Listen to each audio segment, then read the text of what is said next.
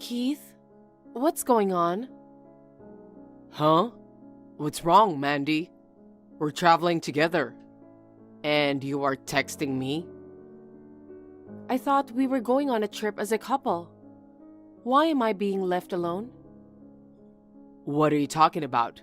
We are on the same train. We're sitting way too far apart. Also, why are your parents here? What's wrong with my parents? This trip was supposed to be in place of our honeymoon. We were too busy with work right after we got married. Well, that was the plan at first. Dad and Mom wanted to come with us. I don't see why we can't bring them. It's more fun with more people. We're going on a family vacation this time. If you're going to make it a family trip with a bunch of people, I should have brought my parents too. That's not how it works. Why not? You are my wife now. You and your parents aren't family anymore. Of course we are.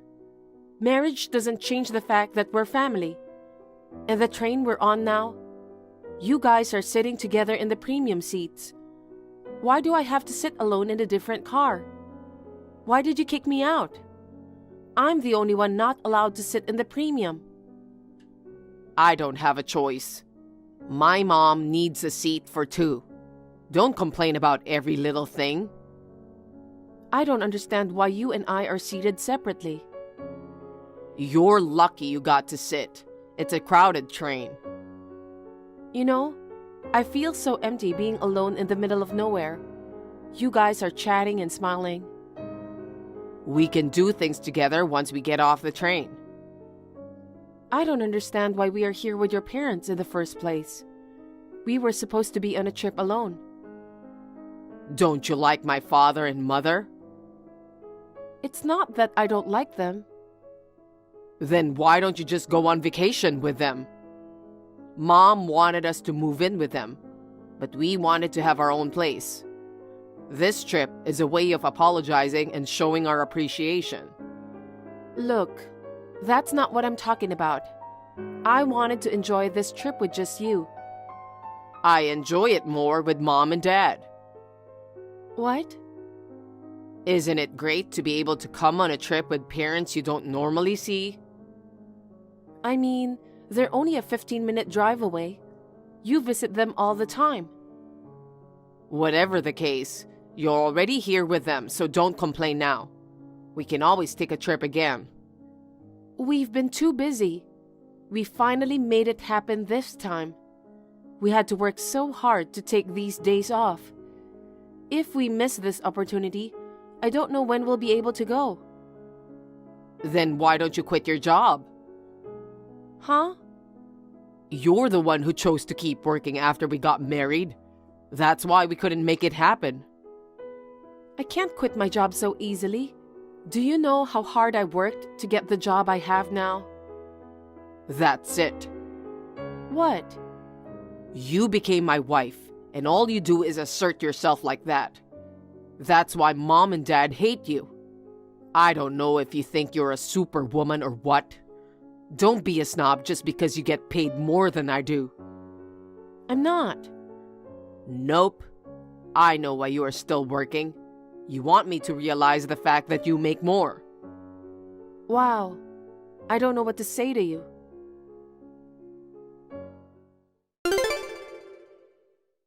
Mandy, will you please stop this? You've been complaining about Keith for a while now. You're ruining our fun family vacation. Marge, have you been reading all my texts? I had a look at all of them. I can't believe you snooped on his phone.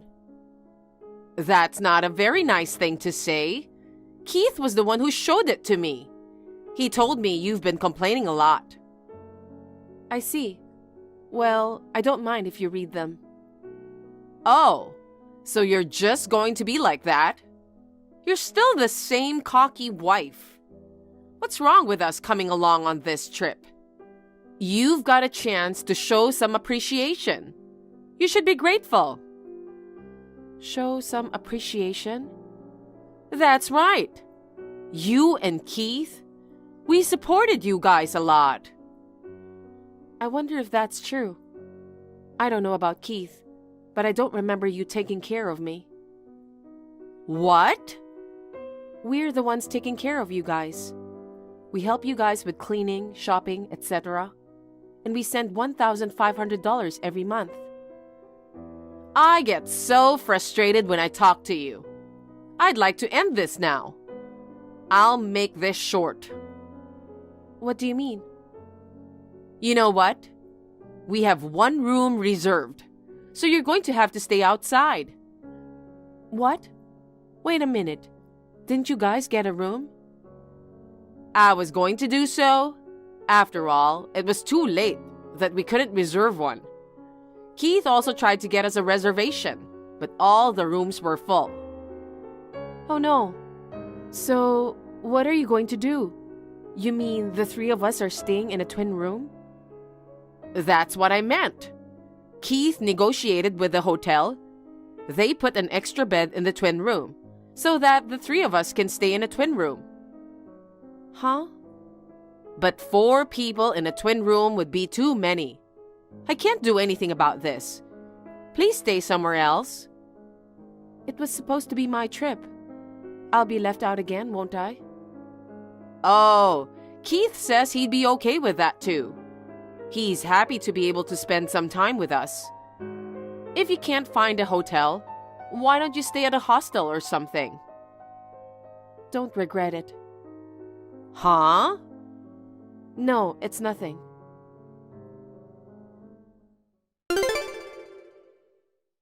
Mandy, I think Mom told you, but find yourself a hotel tonight.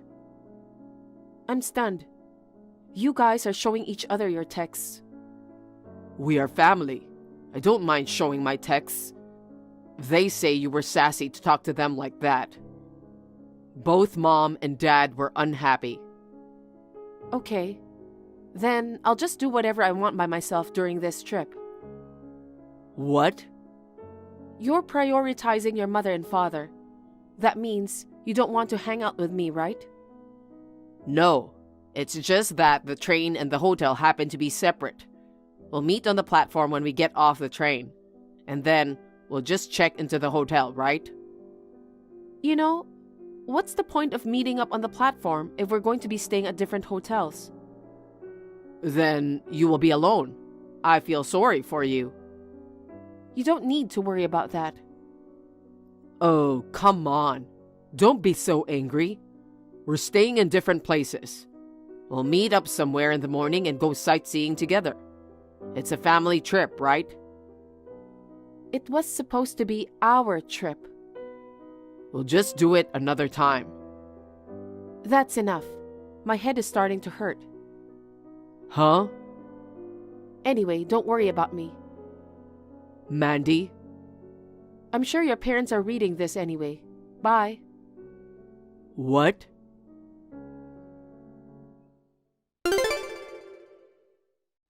Mandy, where did you go? I just went to check your seat and you weren't there. Don't tell me you got off the train.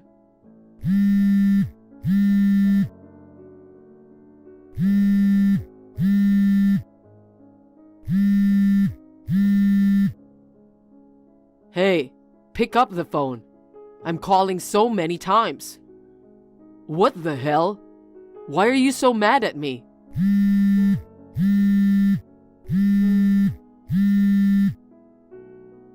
Don't tell me you got off the train.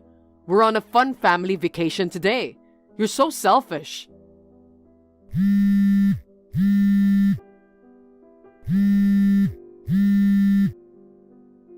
Are you ignoring me?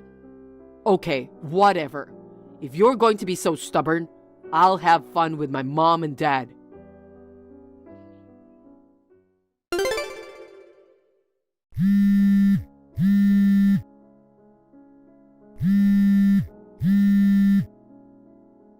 Hey Mandy, I'm home now. We went sightseeing and the spa. I enjoyed this trip with my parents. Are you out somewhere? I haven't heard from you since you said you were going by yourself. Maybe you're still traveling alone? Hi, Keith. Ah, finally got a reply. I got some gifts for you. Hurry up and come home. I'm not going home. Huh? What are you talking about? Are you still upset about the hotel? You'd better not. I'll take you on a trip sometime soon. Soon? What are you talking about? What? I'm all done. Huh? Hey, wait a minute. Your stuff is missing from home.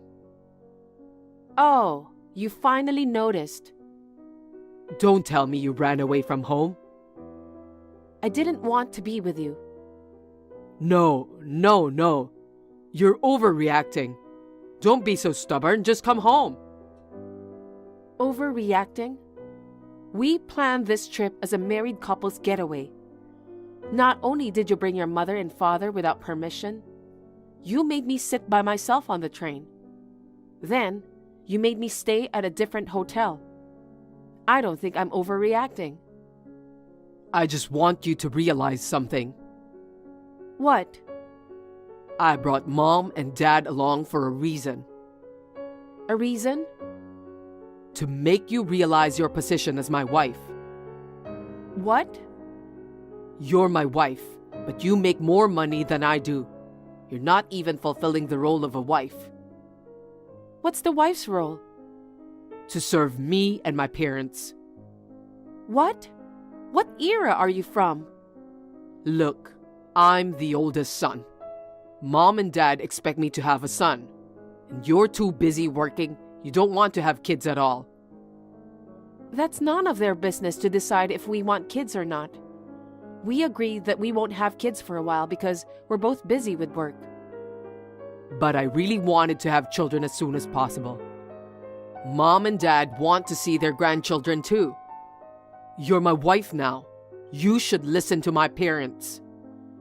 Huh. Mom and Dad are trying to fix your sassy personality. They're trying their best to make you a suitable wife for our family. Do you understand? And you're in favor of this educate the wife thing, aren't you? Yes, I do. You're too sassy. I'd like my parents to educate you for our future. What do you mean by sassy? What do you want me to do? I'm your wife, so I shouldn't be working. I'm your wife, so I shouldn't make more money than you do. I'm your wife, so I should obey you. I'm your wife, so I should give birth to your son. Like this? That's right. You know exactly what I'm talking about. I don't get it. What? I make more money than you because I'm in a job that has high income potential. Also, I'm putting in the effort to match it.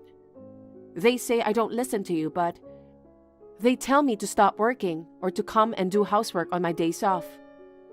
They demand for money every month and tell me to give birth to an heir as soon as possible.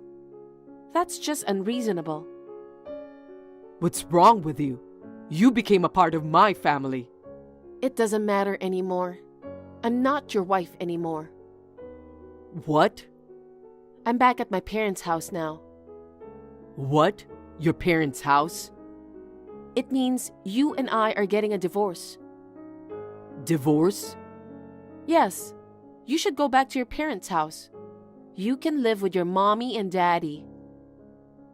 Going back to my parents? What do you mean? Can you pay for the apartment on your own? Well, I've been paying all the rent until now, but I don't live there anymore. I don't have to pay rent anymore, right? damn it. Suit yourself. I'll divorce you if you insist. I'm getting rid of you. I'm going to live happily with my mom and dad.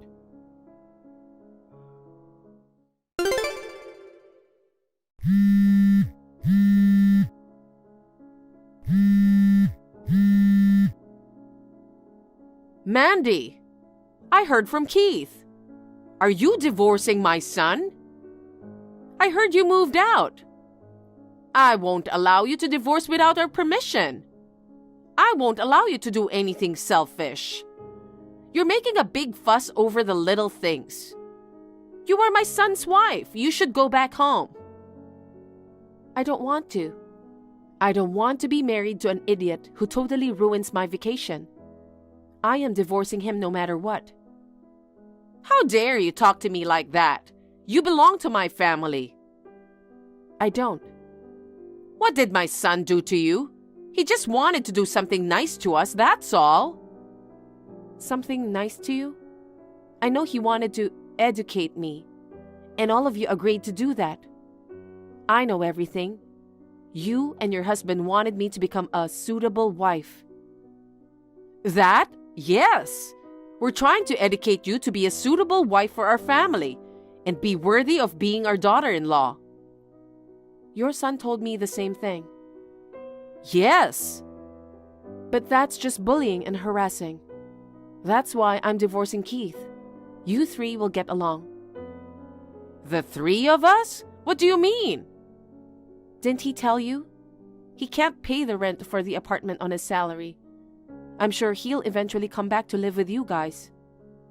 Oh, I see. Well, okay. I don't mind if he moves back home. He should get rid of a cocky wife like you. It's more fun to live with us at home. Of course, I'll stop sending money. Huh? I don't need your money. It was Keith who used to send us money every month, wasn't it? If he comes back to our house, he's going to pay for our living expenses. I was the one sending you money every month. Huh? That's not true. The money was always transferred in Keith's name. Yes, he made the transfers, but the $1,500 was from my money. My income is much higher than his. You know that, don't you? I knew that, but... He has a lot of pride. He wanted to pretend he was the one sending money home.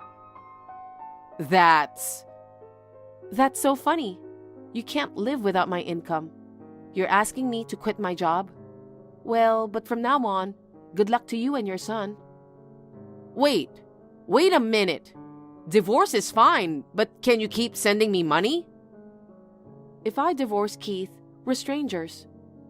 I don't owe you anything to send money to someone else's house. But... I'll have my lawyer proceed with the divorce. Goodbye. Wait! Mandy, please!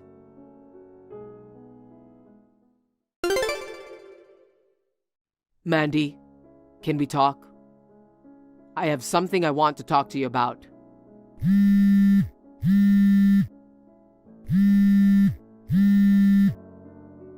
You're supposed to be off work today, right? Please, pick up the phone.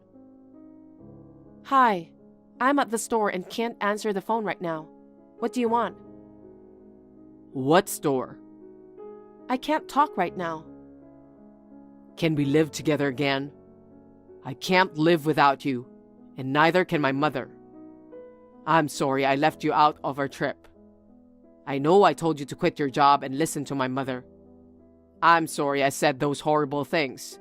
Can we talk? I'm sorry. I won't be able to contact you anymore. Huh? I'm at a cell phone shop right now. I'm going to sign a new contract and change my phone number and everything. Oh, hey. Oh, and just so you know, there's no point in barging into my parents' house. I've already moved into my new place. My father's going on a business trip overseas, and my mother's going with him, so they'll be gone for a while. Wait, please, let me talk. Well, you won't be able to text me or call me now. Bye. Mandy, wait. Don't abandon me.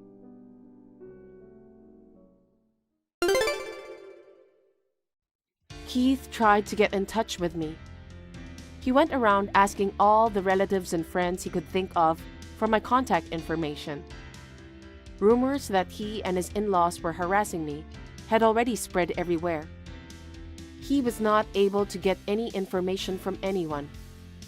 Both Keith and his parents were living on my income. After the divorce, of course, they were in financial trouble. Keith never recovered from the shock of the divorce. He left his job. Now they are living in an old house with Keith's parents' pension money. They are living in miserable poverty. I, on the other hand, am enjoying my life in a newly rented apartment. I'm now able to spend the money I earn freely. I plan to go on a trip with my good friends the next time I have a vacation.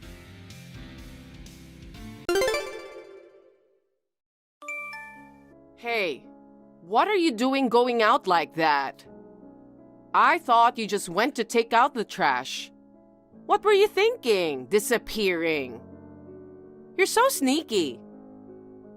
I don't know where you've been wandering around, but I want you back here within 10 minutes. I can't believe you just left without making me any breakfast. You're not fit to be the wife of this family. Mom, what's with this message? You finally texted back? What are you doing out playing around since this morning? You have the nerve to ignore your mother-in-law's call? I wasn't playing. I'm at work. I'm on break now so I can look at my phone. But I can't touch it during work hours, and I've put it on silent mode. What? Work? Why? I'm sorry, I don't understand your question. You know that I work, right? I work according to the calendar, and today is a weekday, a normal Tuesday. I think it would be rather crazy if I didn't go to work. You're the one who's crazy. The rule is you have to take Tuesdays off to do the housework. Huh? What is that? I've never heard about that. I just decided it. Huh? No, there's no way I can do that. Wives are supposed to follow the rules set by their mother-in-laws. If I tell you to do something, you say yes and do it happily. That is the attitude of a wife, isn't it? If I tell you to take Tuesday off from work, you have no choice but to do so. I told you I can't do that. Don't talk back to me. Anyway, leave work early and come back right now. Before you go home, go to the supermarket and get some groceries for dinner. When you get home, you will prepare my dinner, clean the bathtub and the toilet, and mop the floor. You can't just abandon your duties as a wife because of your job. It's unforgivable. It's not about being forgivable or not. It's just logistically impossible. I can't leave early today and I can't go home on time. Huh? I have to go away on business. I'm not going home today. I'm catching a flight.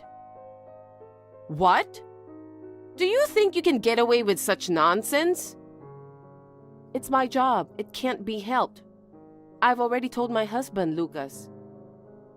Why didn't you tell me that earlier? Even though we live together, it's a two-family household. There's no reason why I have to tell you, is there? You always do the housework on your side of the house. We have separate food and living expenses. I don't understand why you suddenly try to force me to do things you don't want to do. Every day, I take the garbage to the street that you leave on your front porch. Let's keep it at that. I'm really dumbfounded. What kind of a job is it? You're a woman. You don't do much work anyway, but you have the nerve to call it a business trip? Normally, when a woman becomes a wife, she quits her job and takes care of her family, right? And you've been married for 5 years and you still don't want to be part of the family. Here you go again. As I said before, I am in a position of some responsibility in my company. I can't just casually leave early or resign. For some reason, you just won't believe that I'm a manager. Of course I don't. It goes against common sense for a married woman to be in a managerial position. And an incompetent person like you can't possibly be in a managerial position.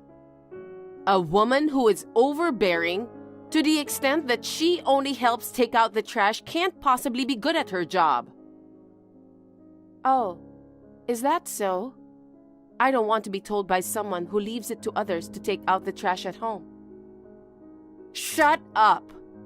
Okay, I'm telling you to hurry up and quit your job. It's not like you're making much money anyway. And even if there were only one person left, the business would still run smoothly. Besides, what's more? I think the reason I don't have any grandchildren is because you are working. You are in your 30s. The older you get, the greater the risk of having a handicapped child. I absolutely hate the thought of my grandchildren being born with disabilities. You need to have a baby as soon as possible. That's why I want you to stop working. If I quit my job, I won't be able to make a decent living. Besides, I've decided not to have kids. I have my hands full with my current life, and I have no way of raising a child adequately. Well, what do you mean? You still insist that you can't live on Lucas's earnings alone? We've had this conversation over and over again, but yes, that's what I'm saying. How can that be? Oh my God, I really wonder why a woman like you came into our lives. As for me, I'm having a hard time wrapping my head around the fact that you don't believe me, even when I show you my pay stubs. Huh? My lunch break is over, so if you'll excuse me. I've arrived at the hotel. It's a budget hotel, but I hear they have a good breakfast. I'm looking forward to tomorrow morning. Oh, I'm going straight home tomorrow after the meeting. I'll be home after 4 p.m. I'll make dinner before you get home. Let me know if you have any requests. How can you be so nonchalant after being so hurtful like that? You really disgust me. What? Lucas? What are you talking about? I heard you said terrible things to Mom. What terrible things? She said you took offense at her opinion and lashed out at her. She's your mother too, even if she's your mother-in-law. Take better care of her. Respect her more. Oh my God. I guess that's what they say. Huh?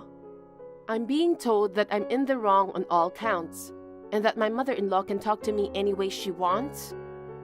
I don't think your mother was right. That's why I argued my point of view. I don't think I should bow down just because I was dealing with my mother-in-law. Huh? Listen, you. It's not my mom's fault. You were embarrassed because my mom pointed it out, weren't you? That's why you took offense, right? If you honestly admit your guilt and sincerely apologize, I'll forgive you. Come on, apologize immediately. Yes. That's enough. I can't believe I put up with this for the past 5 years. Huh? What are you talking about? Oh, just something I was doing here. I was checking some documents I need tomorrow. I guess there's nothing more to say. Hey, the conversation's not over yet. Willow, today is Tuesday. I don't see you at home. You didn't go to work already, did you? I left already. I'm going to miss my plane. I'm on a 2-day business trip starting today. Oh, yeah. So in the end, you haven't taken off 1 day of work this month. I told you repeatedly to take Tuesday off for me. I can't believe you ignored me.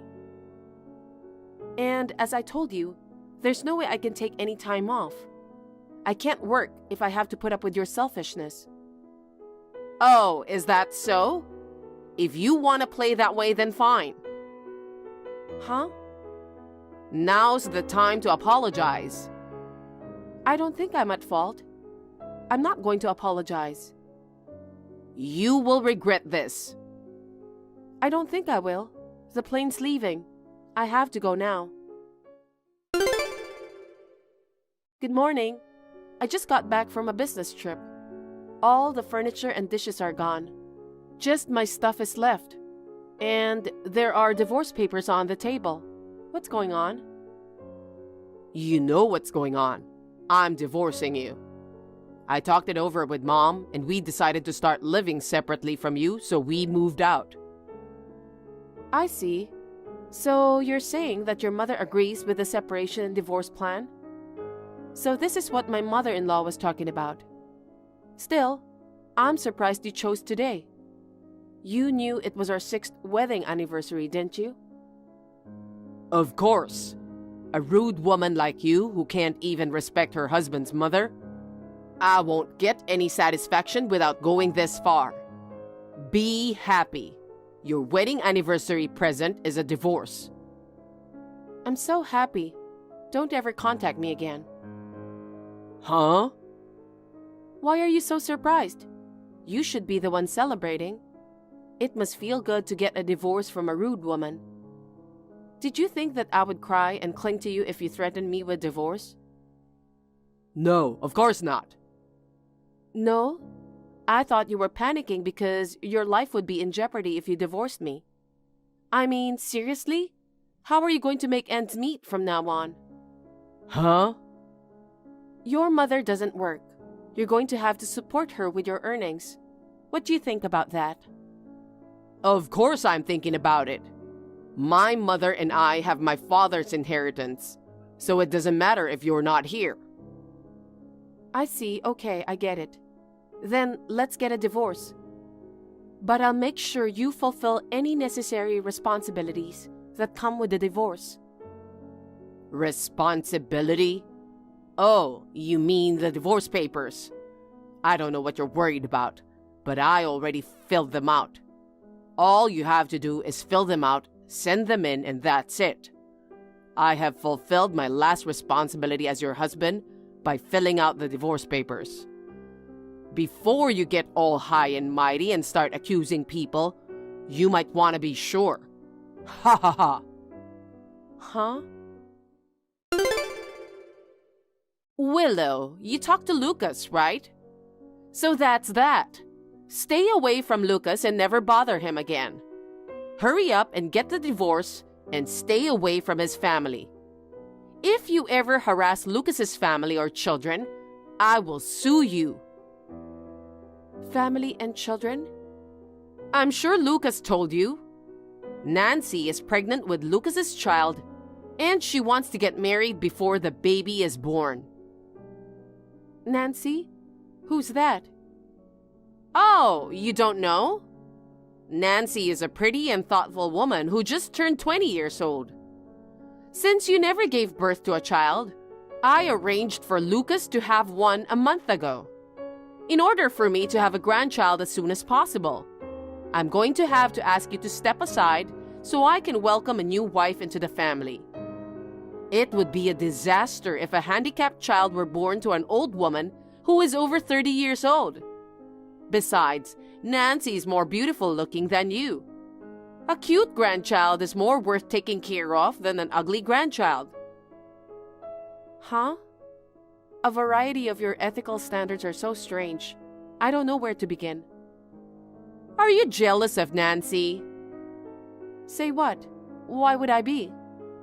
It's humiliating to be dumped by your husband on your wedding anniversary, isn't it? But it's useless to try to do anything to Nancy.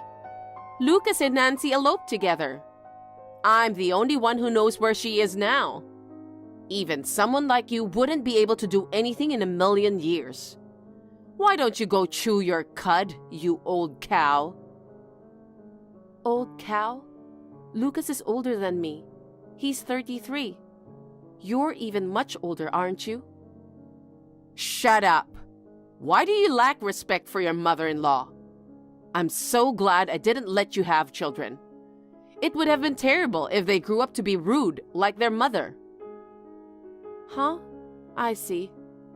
I'd like to ask you one thing. What?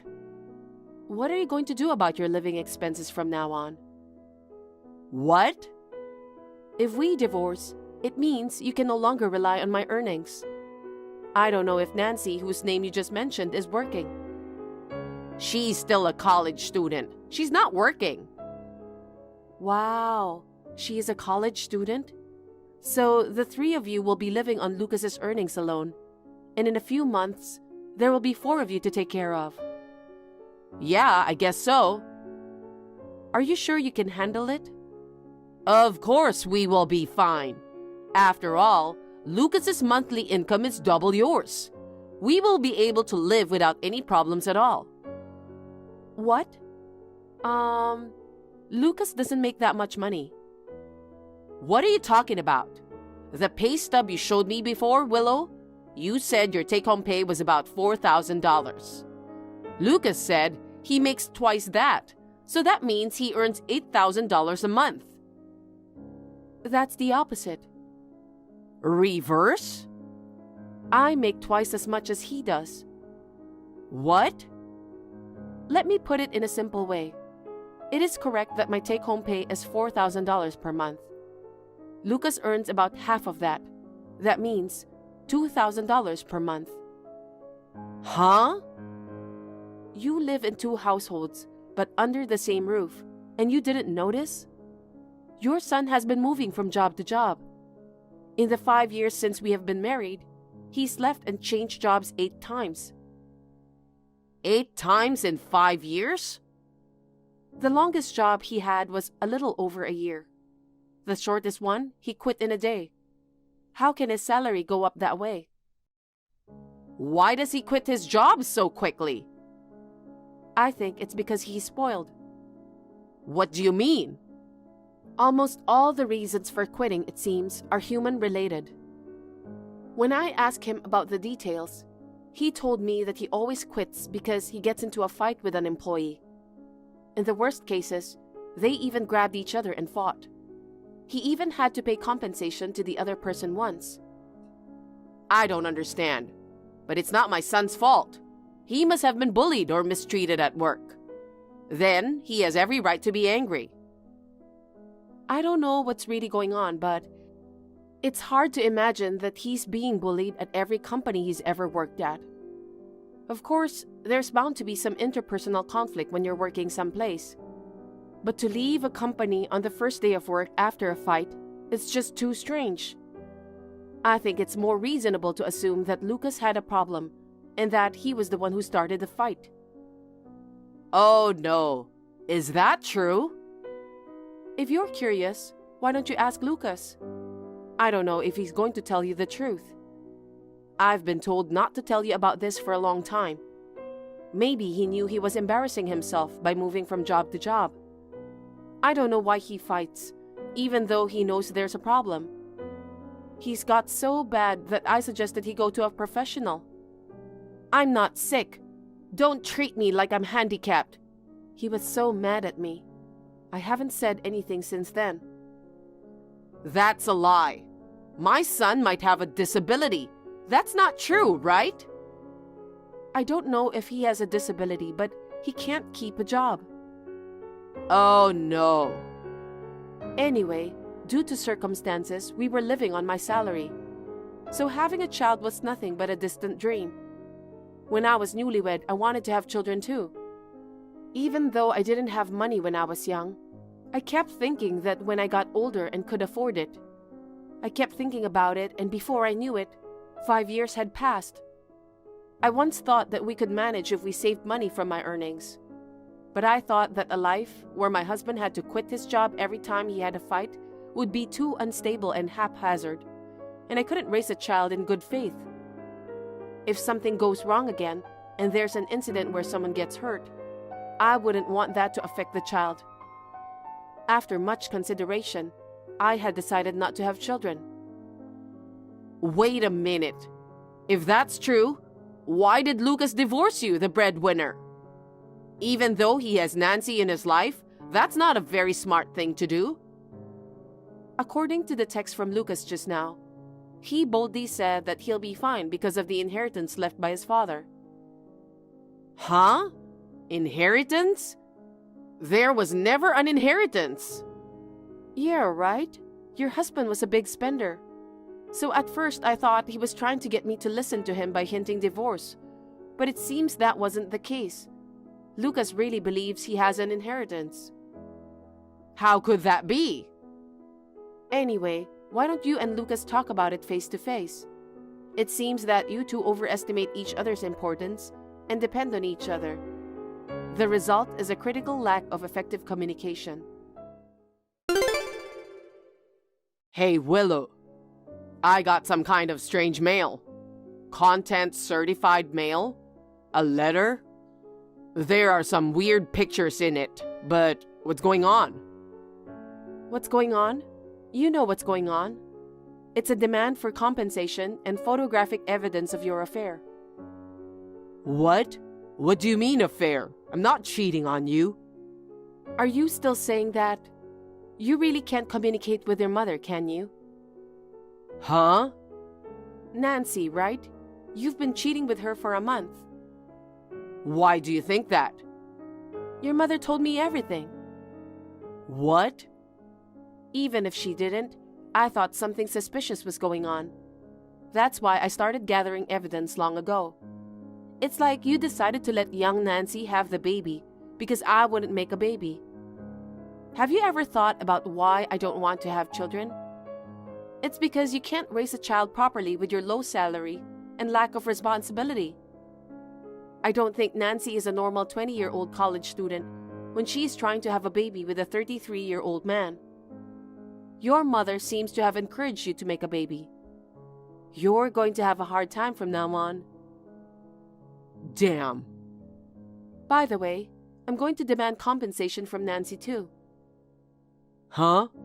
Why? It's a matter of course. She was cheating with my husband. I mean, didn't you guys move into the same place? Since I filed the claims at the same time, the mail addressed to Nancy should have arrived together. How the hell do you know where we live? We ran off to a place where no one would find us. I told you I was collecting evidence. I had a detective find out the address for me. How could you? We were taking all the latest precautions. The detective followed your mother in and out of that house as if it were nothing. Mother again. It's tough when you have a fool in the family, isn't it? I've asked my lawyer to take care of everything else. We are strangers now. Bye. Willow, wait a minute. To tell you the truth, I'm being sued by Nancy for compensation too. What? I thought my father's inheritance was substantial. I told Nancy that, but I found out that he didn't have a penny. She wants me to pay her for tricking her into getting pregnant. Nancy's father was furious, saying it was outrageous to touch a college student. Nancy is being taken back to her parents' house, and things are already in shambles. You brought this upon yourself. It's because you cheated with Nancy. I really thought I had an inheritance too, you know. I was just mistaken. So? Huh? That story has nothing to do with me. But you feel a little sorry for me, don't you? Please, help me. I can't. I'm going to live in England. Huh? England? A while ago, the company approached me about an overseas posting, or at least hinted at it, and I was worried about it. But you and your mother told me you were divorcing me and moved out. Thanks to that, I was able to make up my mind. Huh? So, I'm divorced, so I'm accepting the offer of the overseas assignment. I said yes today. What? If you're a single person, would you be willing to take a permanent posting if you're prepared to live there permanently? I was asked and I said yes. I think I'll only come back to the States for a periodic visit. Don't tell me you've already done the paperwork. Yeah, the day after you left, I filed it. I'm asking for alimony because of the divorce. Are you stupid? No way. They said there's no inheritance from my dad, which I was counting on. How are my mom and I supposed to live? I don't know about that. If you don't think your own salary is enough, why don't you ask your mother to work part-time? You mean ask my mother to do something like that? Of course. I don't want to. It's disgusting. Having a sense of what's disgusting, I wonder how you got into this mess. You should ask yourself that question. You and your mother will never change until you figure it out. The father of Lucas's mistress, Nancy, was an executive at a company. Having a lot of money, he got a competent lawyer and called out Lucas. Nancy claimed that she was a victim of Lucas's lying, and she seems to have successfully won the compensation. Lucas can no longer live on his current job salary. He should have been working more diligently, but he took a chance and got involved in a forex trading and lost a lot of money. He was so deep in debt that he and his mother disappeared somewhere together. Sammy, are you inside? My key doesn't work. What's going on? I can see you fumbling around through the window. The kids are loving it. Can you do more dancing? Please, don't be silly.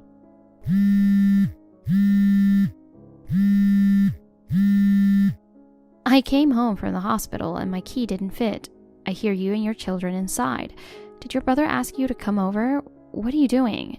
As you can see, I have a newborn baby here. It's snowing outside. It's too cold for him. So? So? I don't know what you think you're doing, but please let us in. What I do in my house is my own business. What are you talking about? This is my house. No, this is my house. I took over while you were gone. I changed the lock so you and your baby can't get in. What? Are you out of your mind? You haven't been home for a long time. That means you don't need the house anymore, right? So I've decided to move in. Do you have a problem with that? It's insane for you to move in just because I wasn't home. I was at the hospital to deliver my baby. I've only had to be away for a week, and moving in without permission is not right. Shut up. Well then, if you insist, you can come in. Just don't bring your baby in with you. Huh? What do you mean? I mean it, as I said. I don't want your baby to come in. You have your kids there. My kids are older and smarter. Huh? My kids are both in elementary school. They can do most things on their own, but yours is a newborn. I don't want someone in my house who can't do anything on their own. I'm sure your kids were the same. How can you say such a thing? I really don't understand. Shut up. I've raised babies before, and I know how messy a house can get. I just cleaned the house yesterday. Don't bring a baby into my house. I told you it's my house. Stop your nonsense. Hurry up and let me in. I don't want to. I've already brought my stuff into this house. Well, I had a big fight with my husband. I took the kids and ran away from home. I was going to stay with my parents, but my mom said I should go home and talk it over with my husband again. She wouldn't let me in. So you tried to rely on me. But how did you get into my house? Bob is away all the time on a business trip overseas. Your mom has the duplicate key, but no one else has one. I got a duplicate key when I went to my parents' house. What? Your mom gave you the key? No, she didn't. I borrowed it when she went to the bathroom. That means you took the duplicate key and changed the lock? That is a crime. Don't talk nonsense. Bob bought this house. If it's my brother's house, that means it's my house, right? Huh? Anyway, I got your house. Pack up your stuff and leave. Okay, I'll leave then. Huh? Are you serious? That's enough. Talking to you is a waste of time. I can't just wait outside with my baby. Yay! I'll take this house then. I've always hated you. What? You seduced my favorite brother. My parents also like you for some reason. I didn't seduce him. Anyway, I don't think of you as family. Give up this house and go back to your parents' house. Well... Oh, you don't know where they are now, do you? I heard that your parents got divorced and they sold their house. You don't even know where they are now. You were alone and miserable. But you married my brother. I can't accept that. I see. We don't need your approval. Bob and I are still married. Shut up! You lost your parents. You lost your home. You're a homeless person. My brother will divorce you sooner or later. Don't you ever come back. Of course I'm not going back. I think you're the one who's going to be homeless. What are you talking about? You are such a loser. I'm going to demolish the house. Huh? Hi, Kelly. I just finished work. Were you discharged today? I'm really sorry I couldn't be there. How are you doing since you got out of the hospital? I was so worried that all I could think about all day at work was you and the baby. If you're having a hard time on your own, Mom and Dad said they'll be right there. Don't hesitate to ask. Yeah, I'm with them right now. What? What's wrong? Me and the baby are fine. Sammy moved into our house. Huh? She took over? What are you talking about? I knew you'd have that reaction. Your dad picked us up from the hospital and he dropped us off at home. Then Sammy and her kids were inside. They'd changed the locks, so I couldn't get in. Sammy told me to leave because it's her house now. What the hell? Why is Sammy in our house? Sammy and her husband had a big fight. When she went to her parents' house, her mom didn't accept her. Then she came to our house. Yeah, Mom and Sammy don't get along. Mom has always had a hard time with Sammy's selfishness. She didn't want Sammy to visit her. I knew it. Your mother is also disgusted by what Sammy did. Are you with my mom and dad now? Yes, at your parents' house. I called your dad and he came right back. He drove me back to your parents. Okay, I'm glad you didn't have to wait outside. But what's up with Sammy? I mean, how did she get into the house? I think she used the duplicate key you gave your mother. Don't tell me she gave her the key. No, she took the key when she was out of the room. Then she changed the lock. I asked your mom about the key and she said she kept it in the back of a drawer. Seriously? Finding a duplicate key in the short time she was at her parents' house? She's a thief. I never expected someone to take over our house while I was in the hospital. Sammy has already moved her stuff into our house. What should we do now? I'm really sorry for troubling you. I'll try to contact Sammy. Please wait a bit. Okay. Until Sammy moves out of the house, I'll be staying at your parents'. Okay. Your mom is upset that Sammy took the key. Sammy is the wrong one. Also, spoke with the demolishing company. I asked them to take care of the house as soon as possible. Okay, as soon as possible, that'd be great. Yeah, I called them right away. They might be able to do it soon. I see. But it's not like it's going to happen right away. Will you talk to Sammy? Okay, I'll give it a try. See you later. She's screwed up. I gave up. Did you get in touch? Yes, but I can't even talk to her. I feel like I'm talking to an alien. Seriously? I have no idea. She thought I was on her side. She told me she kicked you out for me. She's planning to live with me when I get back. I have no idea what she is talking about. Oh no. Sammy says you were cheating on me, and the baby is not mine. What? On what basis did she say that? I asked her the same thing. She said it's a woman's intuition. I thought it was stupid to argue with her, so I just let it slide. I see. She doesn't like me. She is trying to break us up by saying nonsense like that. There was no way I was going to believe Sammy. I always knew she was a bit off, but I never thought she'd turn into such a monster. Hey, Bob, I've got an idea. What? Will you pretend to be on her side? Pretending to be on her side? Yeah, I want to take advantage of the fact that Sammy isn't on guard against you.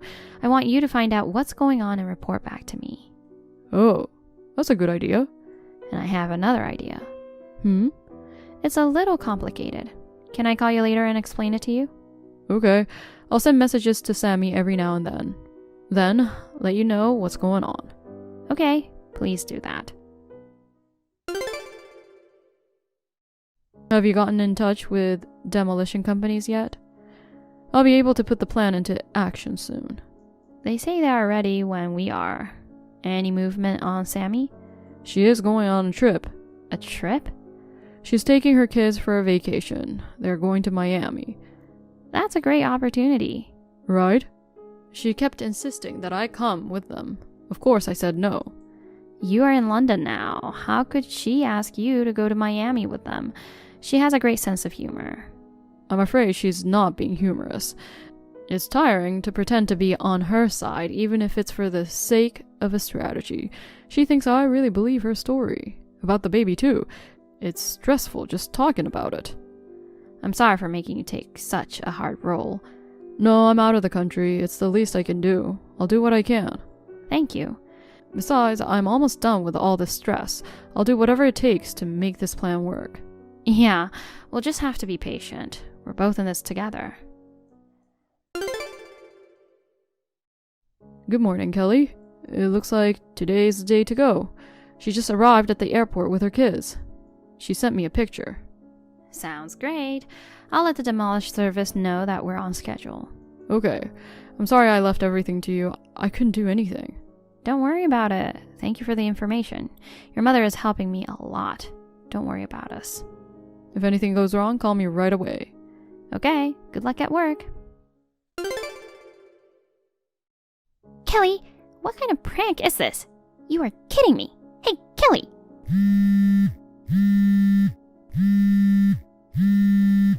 Answer it. Don't ignore. Hello, Sammy. Welcome back. Did you enjoy your trip to Miami? How did you know I went to Miami? Or more importantly, where is my house? What? What are you talking about? Don't play dumb with me. My house is gone. Was there ever your house? It's the house I got from you. My house was gone, and the land had been cleared. Why? Didn't I tell you? I said I would have that house demolished. As I declared, I hired a demolishing service to do it. You are serious? I thought you were joking. Why did you demolish the house? It's hard to tell at a glance, but the house has deteriorated so much. We had originally planned to demolish it this year, but someone took over the house and made it uninhabitable, so we demolished it earlier than planned. Oh no. I'm going to build an apartment there. It's in a good location, and I will be able to earn income from rent. Wait. Stay away, because it's not safe to go near the construction site. What are you doing? You can't just tear down my house. Are you crazy? What I do with my house is my business, right? No, it's not. This is my house. Technically, it's my brother's house, but it's also mine. He found out your baby wasn't his, right? You were just trying to get attention from my brother, but it's not right to demolish someone's house without permission, is it? I'm going to file a claim for damages. I think you're the one who needs to understand. That's not Bob's house. What? Whose house is it then? It's my house. What? My parents' house was originally built there. As you know, my parents divorced when I was in high school and our family split up. The old family house was torn down, but the land belonged to my father, so he built a new house for me. He gave it to me when I graduated from high school. After that, he disappeared and I lost touch with him. I guess he thought it was his last present to his daughter. I am the current owner of the house and I pay the property tax. It is truly my house. What? What's that? Your parents' house was this close? I thought they were in a different state. I thought I told you before. I guess you didn't care about me. But something is wrong. Isn't it supposed to be in Bob's name when you guys got married? Not necessarily, at least not in my family. Oh my god, what'd I do? How should I explain to my brother? He was going to divorce you when he came back from London. He was going to live with us in this house. You don't have to worry about that. What? We're not getting a divorce. What? Bob knows you cheated on him. He knows the baby is not his. I'm sorry. We tricked you. Huh? Bob has known the whole situation from the beginning and is on my side. No way. He doesn't believe you at all. Oh no! He doesn't believe me? We were getting fertility treatments. There's no way the baby is not Bob's. No way. Then where am I going to go? If I don't have a home, I'll be homeless. My kids are worried. What should I do? Well, you should go to your parents' house. What? I've talked to your mother, and she's agreed to take care of you. My mom? Yes, you can thank your mom. Your mom doesn't want to live with you, but she agreed to accept you for my sake. I can live at my parents' house? Only for a limited time. What? You can only live there for a week. After a week, they're going to kick you out. No way. There's no way they'll kick out their grandchildren. Your mother is serious. Also, your parents got a call from your husband. What? Were you cheating on him? You didn't run away from him after you guys had a fight. Your husband found out about the affair and kicked you out of the house. Ugh! Your husband told you to leave by yourself, but you took the kids and left while he was at work. I thought if I was with my kids, my mom would take care of me. You were trying to get your mother's sympathy. But my mother didn't. Having a child with me was expensive. I couldn't afford to live in a hotel. I didn't know what to do. That doesn't mean you could take my house. I had nowhere else to go. Your husband is divorcing you. Divorce? Why are you surprised? You cheated on him. But what about our kids? He's going to take care of them. No. He's too busy working to raise kids. I heard your husband's parents live nearby. I'm sure they will support you. No! Usually mothers take care of their children after divorce, don't they? That's not always the case. You stole the duplicate key and took my house. I don't think you can raise your children properly. My kids don't want to leave me. They love me more than my husband. I don't know if that's true. Both of your children are in elementary school, right? They're old enough to know right and wrong. And they must have a pretty good idea that their mother is a dangerous person. You must be aware of that, don't you? Wait, then I'll be all alone. Aren't you going to marry the man you cheated on? I can't marry him. He's married. Yes, he is. I left him when my husband found out about the affair. He was terrible. He told me he was not serious with me. He didn't want to leave his wife. Your husband wants alimony and child support. Alimony? Isn't it obvious? I'm sure you'll be contacted through your lawyer soon. You've got to be kidding. There's no way I can afford to pay alimony. I spent all my money on vacations. I don't give a damn about that. Well, I'll leave you now. Wait!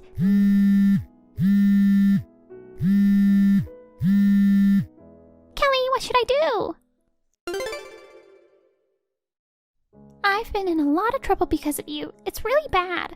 Let me live in your house as an apology. What? My husband is demanding alimony and child support. That's a lot to deal with. My ex-boyfriend's wife also asked me for alimony. On top of that, my mother kicked me out because the deadline had passed. I have no money and no place to go. So what? I want to move in with you. I don't want you to. Why? You demolished your old house and moved somewhere else, didn't you? Yes, well, I'm living in the new apartment now. What does that have to do with you? My brother is still in London, so you can let me live there, right?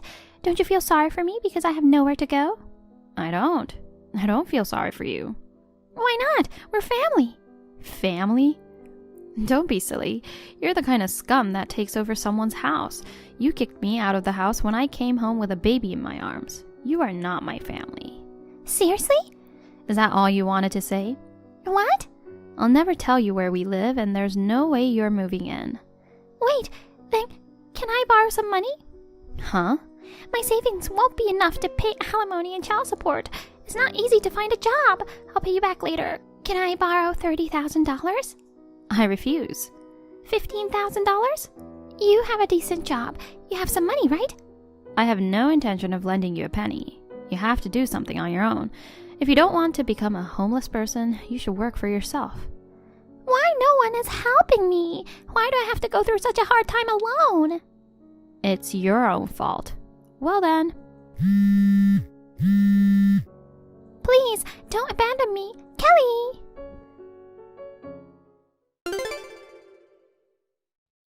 Sammy contacted all her relatives and friends for help.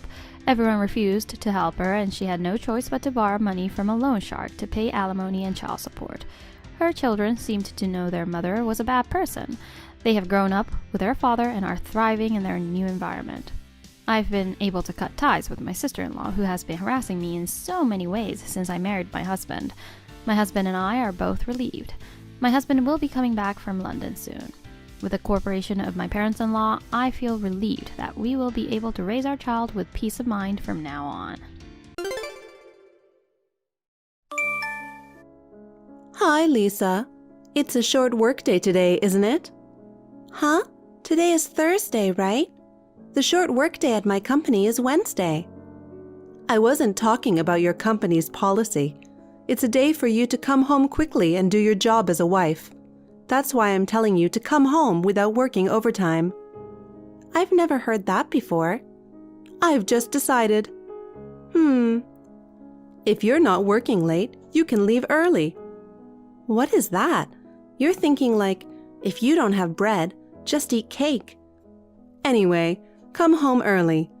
Before you come home, go to the supermarket and get some groceries for dinner. When you get home, you prepare my dinner, clean the bathroom, clean the toilet, and mop the floor. You can't just abandon your duties as a wife because of your job. That's unacceptable. That's impossible. Huh? I have to go to a distant client tomorrow, so I'm not going home today. I'm leaving on the train. What? Do you think you can get away with such nonsense? It's my job. It can't be helped. I've already told my husband Frank. Besides, even though we live together, it's a two-family house. Your side of the family should do the housework. I'm really dumbfounded. What's your job? You're a woman. You don't have much of a job anyway, but you have the nerve to go on a business trip? Normally, when a woman becomes a wife, she should quit her job and take care of her family, right? And you've been married for 20 years, and you still don't want to be part of the family. Are you talking about that again? As I said before, I am in a position of some responsibility in my company. I can't just casually leave early or resign. You haven't believed me for a long time that I'm a manager. Of course I don't.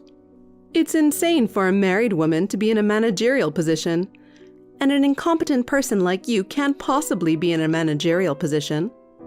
I see. That's why I'm telling you to quit your job. It's not like you're making much money anyway, and the business will run smoothly even if you're not there. Besides, what's more important than anything else? I think the reason I don't have grandchildren is because you're working. You're in your 40s. You're on the verge of not being able to have a baby, so you need to get on with it. That's why I want you to stop working. If I stop working, I won't be able to make a decent living. Besides, I've decided not to have kids. I have my hands full with my life right now, and I don't see any way I can adequately raise a child. What are you saying?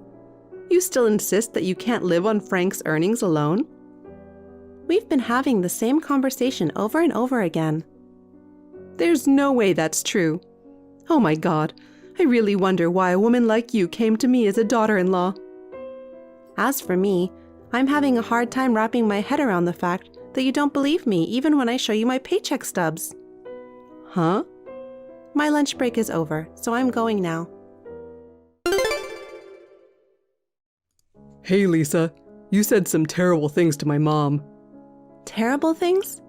She said you took offense at her suggestions and lashed out at her. She's your mother too, even if she's your mother-in-law. Take better care of her. Respect her more. Oh my God. I guess that's what they say. Huh? I'm being told that I'm totally in the wrong and that my mother-in-law can talk to me however she likes. I don't think your mother was right.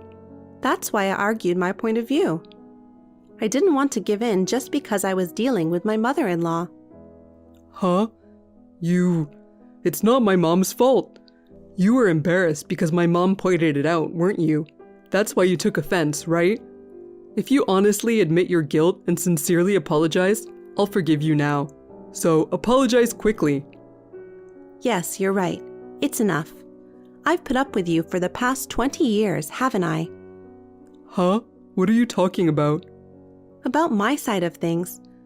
I'm at a hotel on a business trip, reconfirming the documents I need tomorrow. I guess that's it then. Hey! I'm not done talking with you.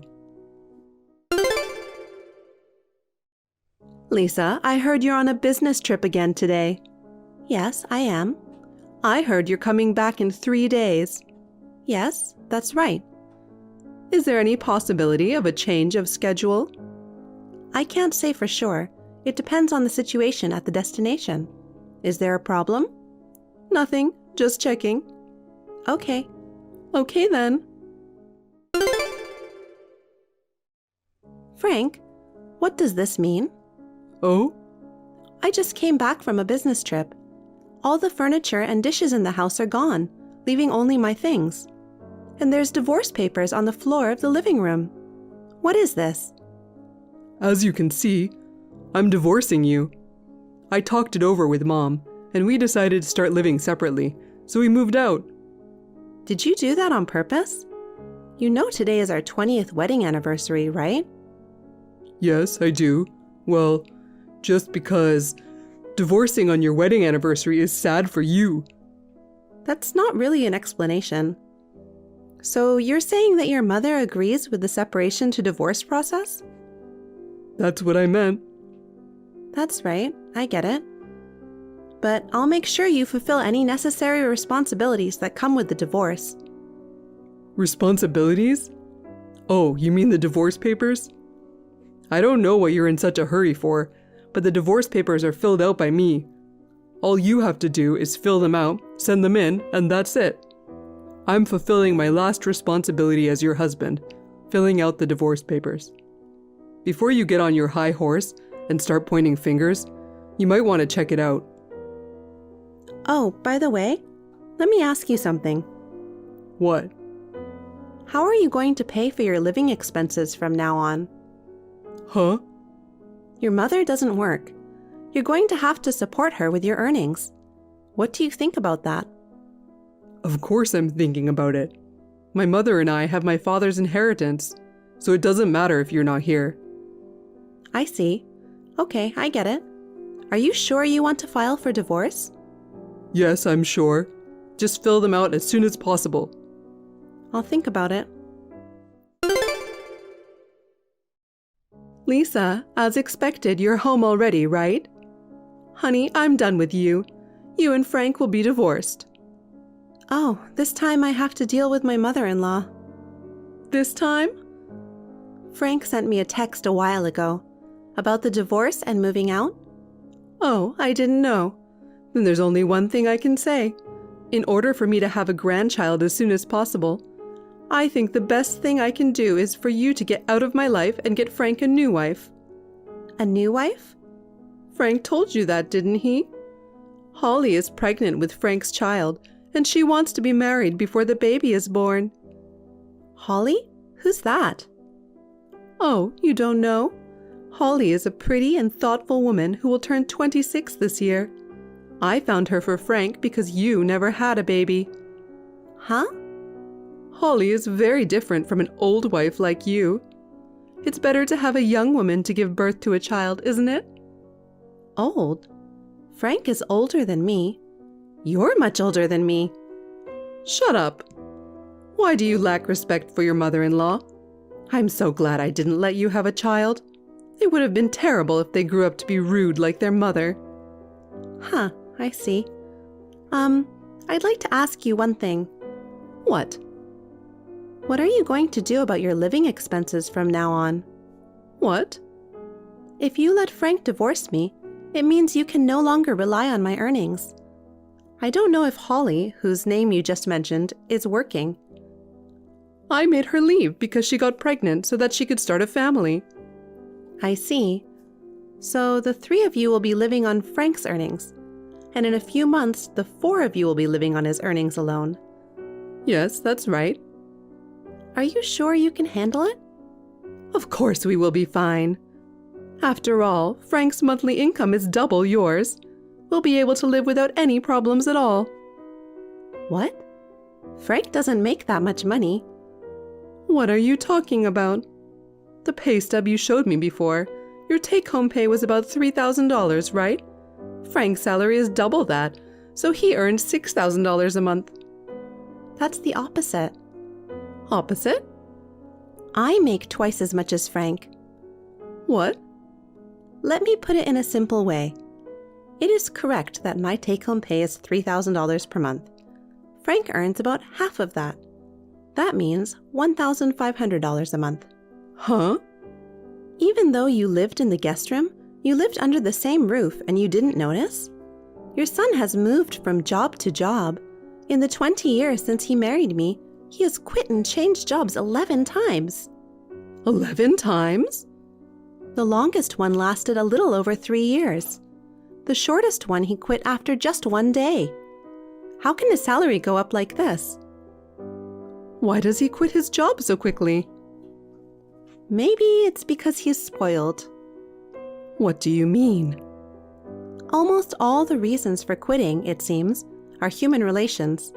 When I asked him about the details, he told me that he always quits because he gets into a fight with another employee. In the worst cases, they even grabbed each other and fought. I even paid compensation to the other party. I don't understand. But it's not my son's fault. He must have been bullied or mistreated at work. Then he has every right to be angry. I don't know what's really going on here. It's hard to imagine that he's been bullied at every one of the 10 companies he's left. Of course, there are times when people get into trouble when they work. But to resign after a fight on your first day at work is just too strange.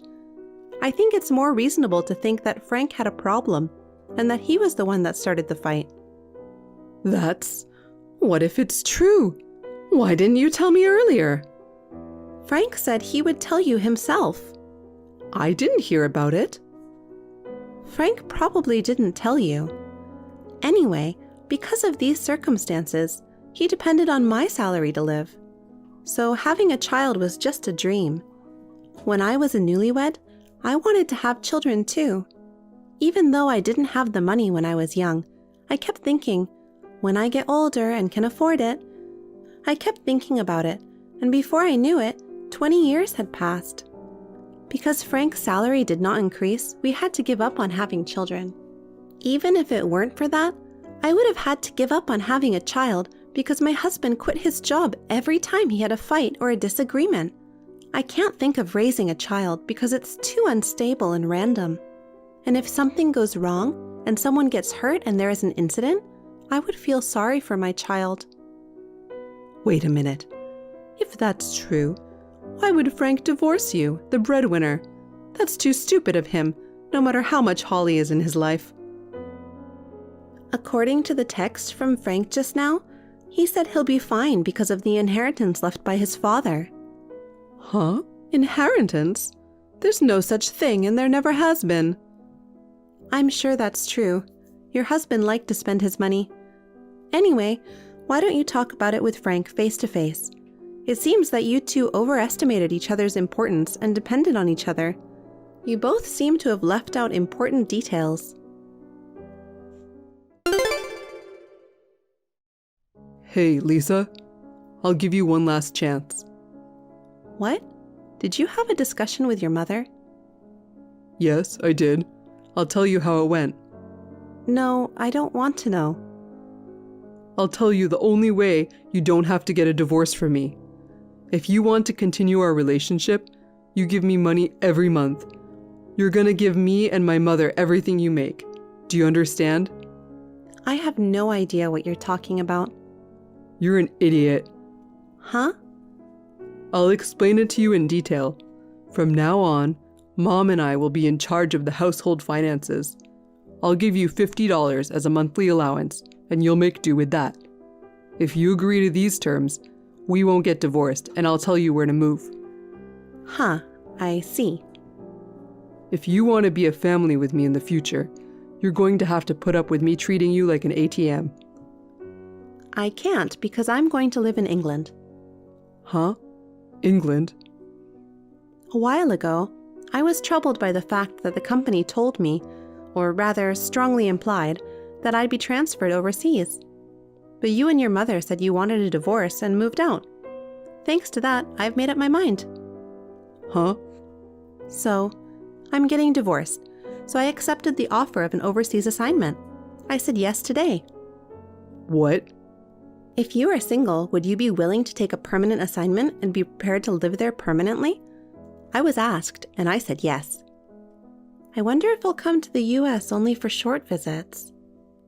Have you already filed for divorce? Yeah, I have already divorced. I stopped by the city office this morning before work and handed in the paperwork. You told me to file as soon as possible, so I did. No way. I found out I'm not going to get my father's inheritance, which I was counting on. How are my mom and I going to make a living now? Oh, yeah. By the way, I'm going to sue you for your infidelity. Sue? What? Why? I've never been unfaithful. Holly, right? Your mother told me everything. What? Even if she hadn't, I already was suspicious. That's why I had already been gathering evidence against you. It seems you decided to have this young Holly have the baby because I wouldn't have it. Have you ever thought about why I don't want to have children? Because your low salary and low sense of responsibility are not enough to raise a child properly. It seems that your mother has encouraged you to have a baby. You're going to have a hard time from now on. Damn. I've asked my lawyer to take care of everything else. I'm a stranger to you now. Oh, Lisa, wait a minute. Hey, Lisa, we got mail from your lawyer. How did you know where we moved to? That house is an empty house managed by your late husband's sister, right? What? She said, your husband and mother-in-law are living there without permission, and she complained to me. Why would she? I told her what had happened, and she agreed to cooperate with me until the matter was settled. What matter?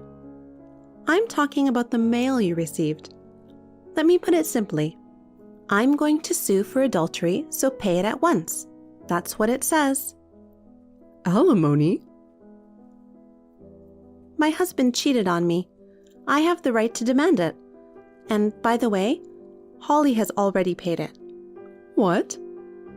It seems that Frank used the promise of his father's inheritance, which never existed, to get into a relationship with her. She said she would leave him if he didn't have money, and she went back to the countryside. By the way, she is planning to claim child support for the child. I'm sure you'll be getting a bill from Holly in the near future. My grandchild? That child is to be my grandchild, and I am to raise them. I won't allow her to go back to the countryside. That's between you and Holly. Actually, you'll have to talk to your lawyer. I can't help you if you talk to me. In any case, I'm sure you'll have to pay for the child out of Frank's low salary.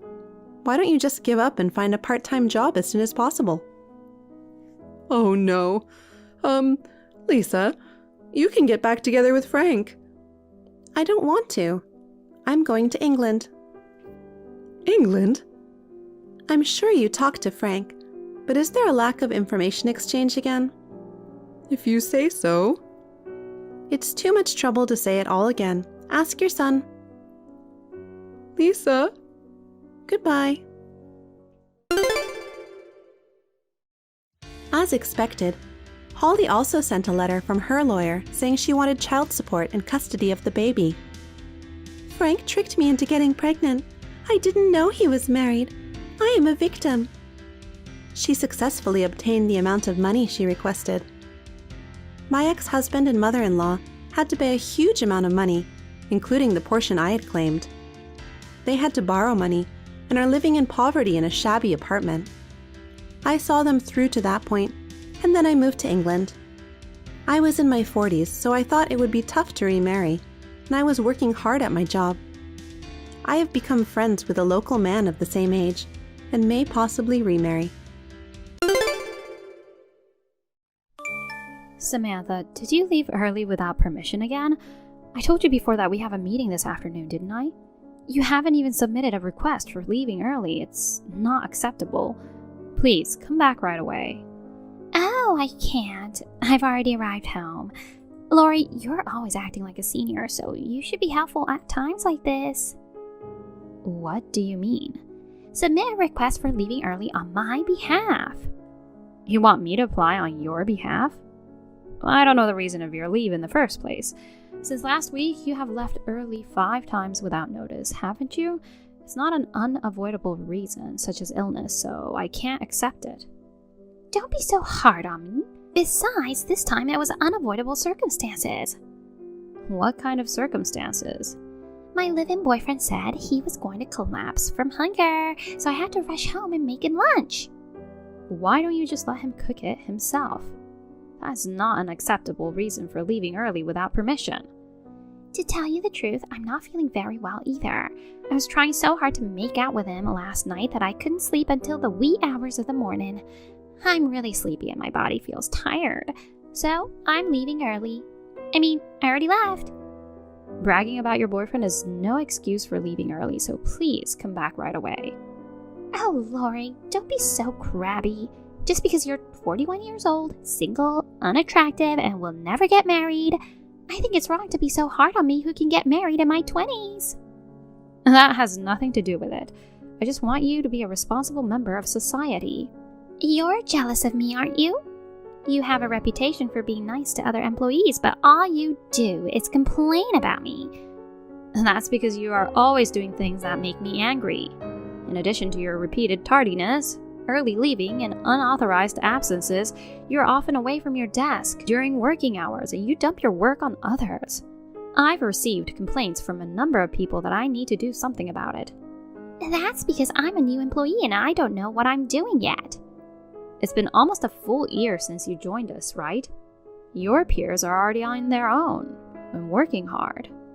I could do that too if I put my mind to it. I'm actually very talented, you know. Isn't it the company's fault or you, my mentor's fault, for not knowing how to handle me? Oh, I see. Well, it's just for now, so will you forgive me? Our wedding is next month, so our feelings are at their climax. I can't stop myself from wanting to be with him every minute. I'm going to make love to him now, so don't contact me again today. I'll keep contacting you until you come back to the office. You're tearing us apart from this lovey-dovey relationship? Your lovey-dovey talk is no excuse for leaving early, so please come back right away.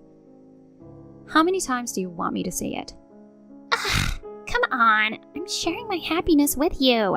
This is why I don't like 41-year-old single women. Your lovey-dovey talk is no excuse for leaving early, so please come back right away. Shall I save the sentence as a template and send you the same text message continuously until you understand it? Okay, I understand. And by the way, in company-related places and communications, the basic rule is to use polite language, regardless of each other's age or position. Please keep your private life and work life separate. And please, don't make me say this again and again. I understand. I'll get ready and leave the house now. Understood. The meeting starts at 3. Please hurry as much as you can. Hello, Lori? You're always so strict about my late arrivals and early departures, so why haven't you come to work yet? Maybe you're late? Did you oversleep? Oh, because you're a 41-year-old single woman and don't have a boyfriend who wakes you up in the morning when you oversleep, huh? I have no choice but to report it to our boss, right? I'll tell the boss that Lori is a sloppy 41-year-old single woman who overslept and is running late in the morning. Hello, Samantha.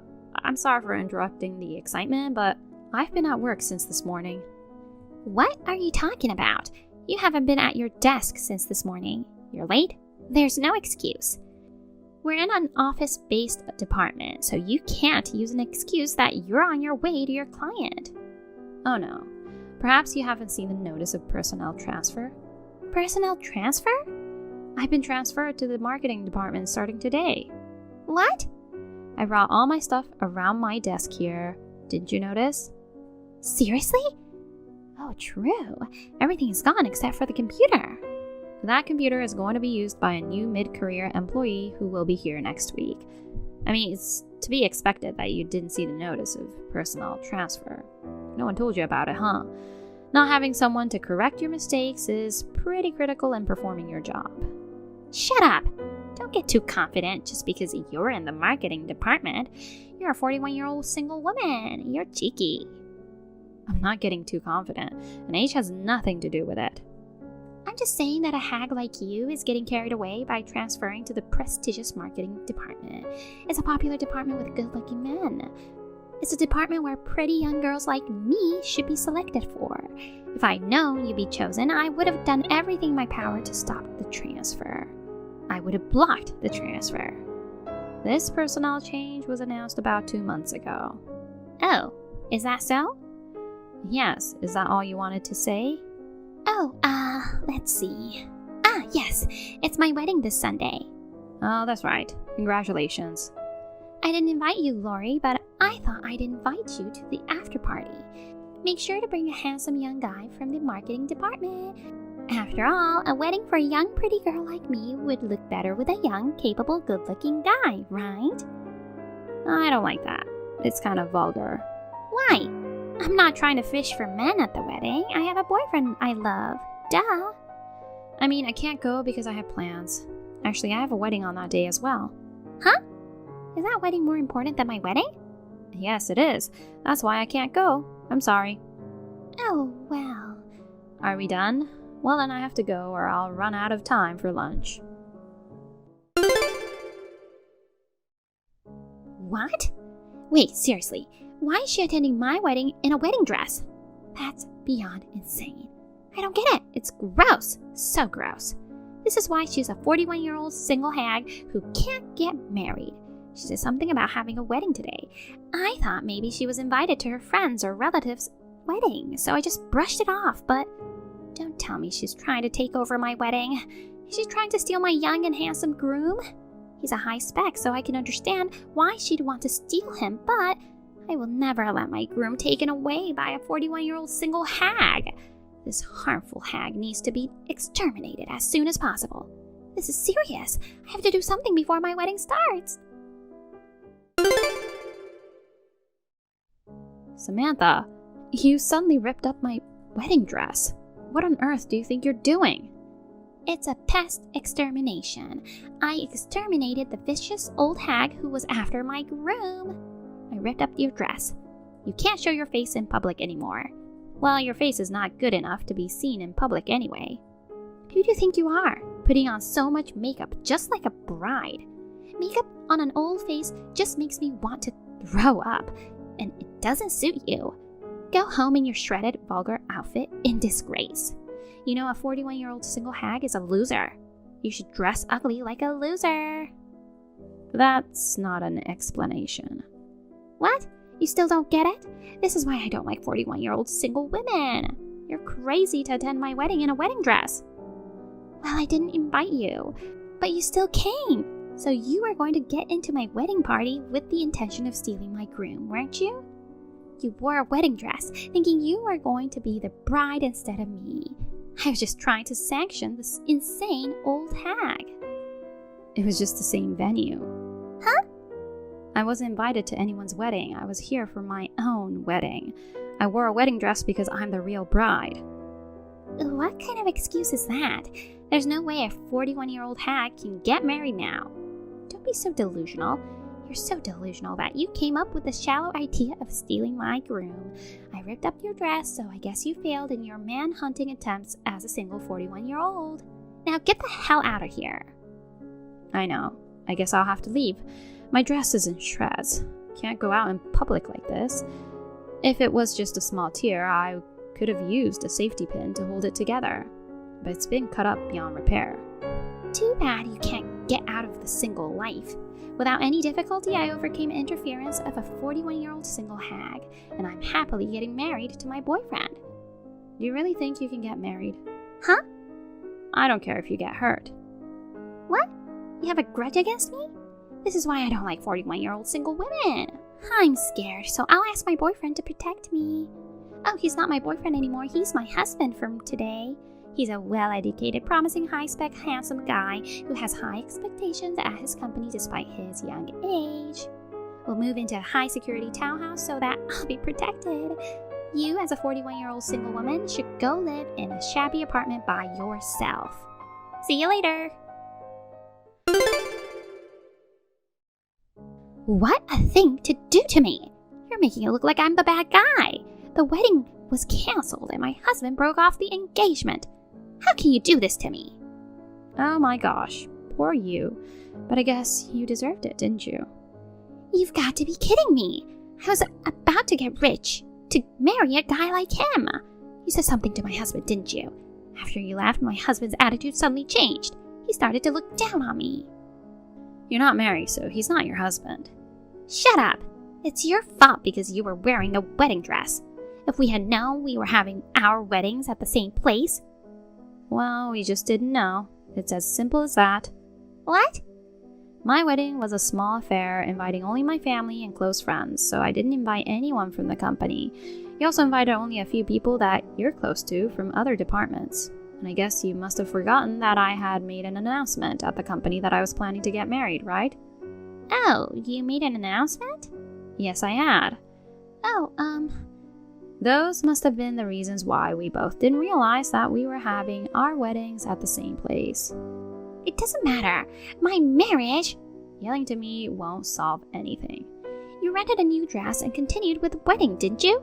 It's unfair that only you got married. That was thanks to my husband, who had a quick wit. I thought it was no longer possible for me to continue with the wedding, but I was saved by my husband's business connections. He works in the TV business, so he has a lot of contacts with people in the costume rental industry. So he was able to get me a new dress right away. Oh, TV business? Well, I found out an interesting fact about that. The man who was supposed to be your husband, he's my husband's subordinate. What? What does that mean? I was surprised too.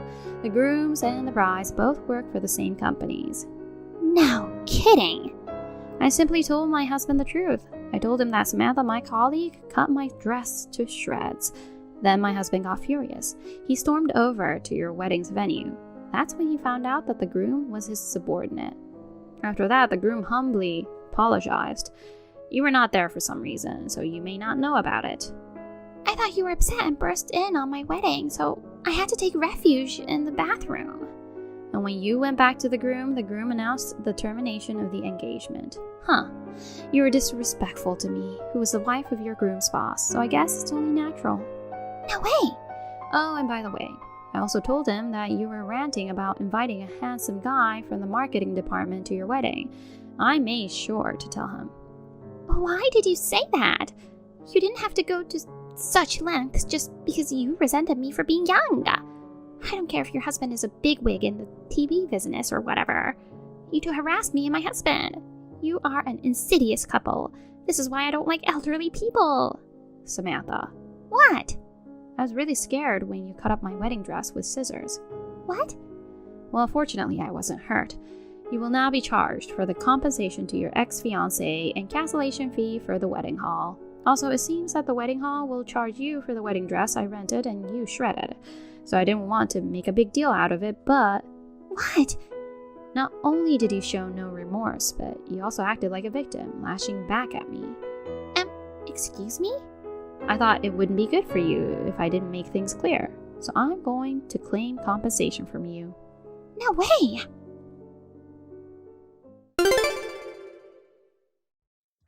Rumors of Samantha's tearing my dress to shreds and breaking off the engagement spread quickly throughout the company. She couldn't stand to be there any longer and voluntarily resigned a few weeks later. Rumor has it that her ex-fiancé also resigned from the TV station, and they are now both unemployed and struggling with compensation. However, I heard that Samantha is outnumbered by her ex-fiancé because her ex-fiancé had a rich family and was able to hire a good lawyer. The compensation I charged Samantha and the compensation for the damaged dress were paid in one lump sum. Samantha's family was not particularly wealthy, and she had no savings, so it was a mystery where she had come up with that kind of money, but it seemed that she had borrowed it from an underground moneylender. She must have a hell of a life waiting for her from now on. Oh, by the way, I got married and took my husband's last name. Along with my maiden name, I will seal off this wedding incident and live happily with a fresh start. Amanda, give me back my beloved son. I believe that you guys were getting on well. I never thought you'd be cheating. He was devastated by your betrayal and jumped off a cliff. Oh, my poor son. He's only 35, a whole life ahead of him. Amanda, at least have the decency to reply.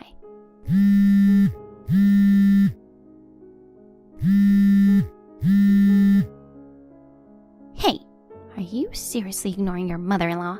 My son passed away because of you. I'll never forgive you for that. A cheating wife, a traitor, you better not show up at the funeral. Daniel, honey, you're alive, right? What the? What's the matter, hon? I'm here, alive and well. Phew, good to hear. What happened? Sorry, I got this weird message on Telegram earlier. Weird message? Yeah, it was super creepy. Who was it from? Hold on, let me confirm first. Your mom doesn't have a smartphone, right? Yeah, she's still sticking with her flip phone. She's not big on new tech. She says she'll stick with it until the bitter end. Which means she can't use Telegram. No, she can't. She'll probably upgrade to a smartphone eventually. But she's more into talking than texting anyway. She might never bother with texting apps. Yeah, I agree. So what's up?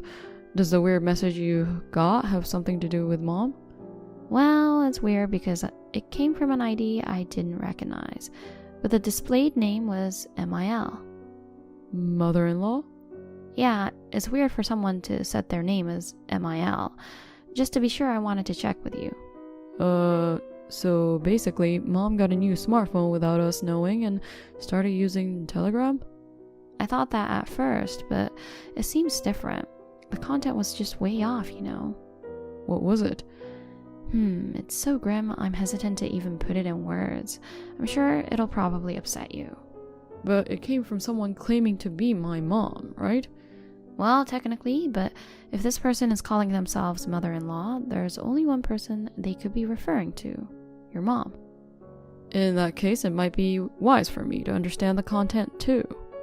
I guess, yeah. You're heading to her place now, right? Yep. I'm on the train heading there as we speak. Okay. Might be good to check before you arrive. Alright, can you send me a screenshot later?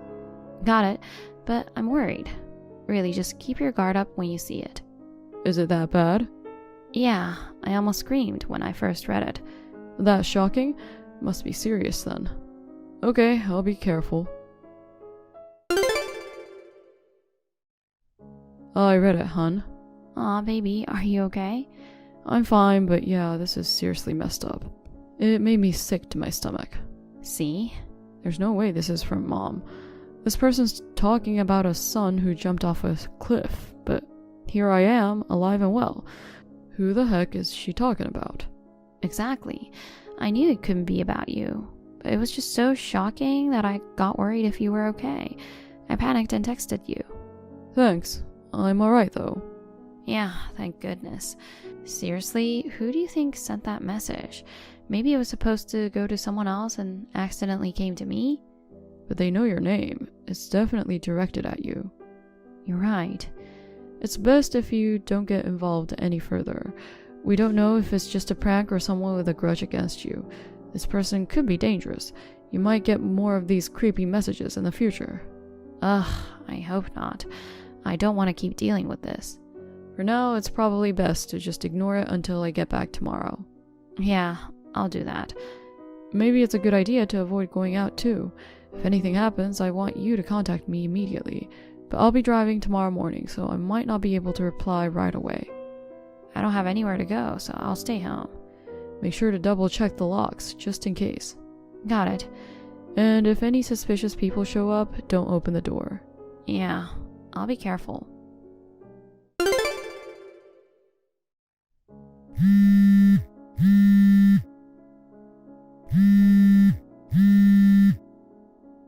Amanda, do you even realize you're someone's wife?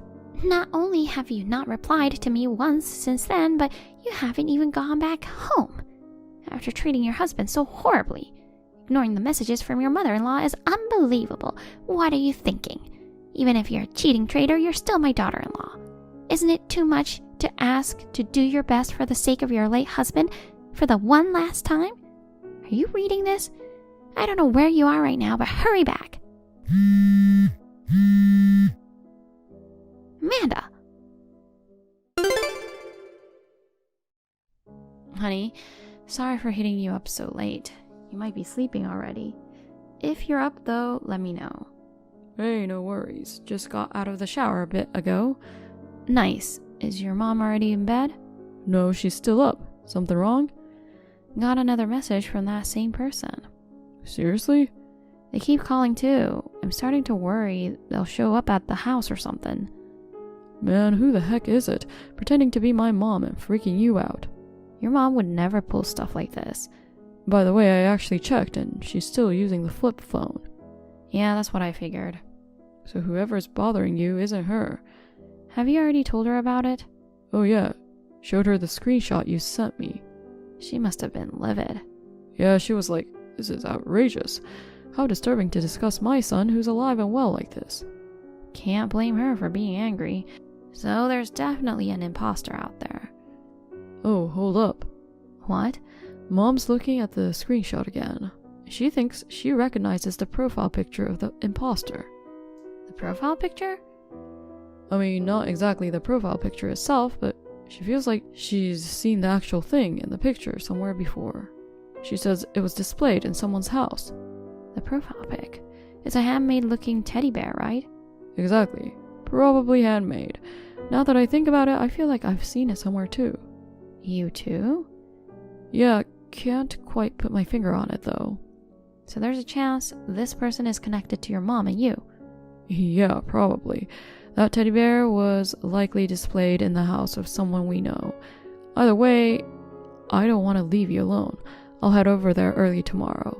Yeah, I'll be waiting. Honey, I remember now. What's going on all of a sudden? Aren't you still at work? It just came to me while working.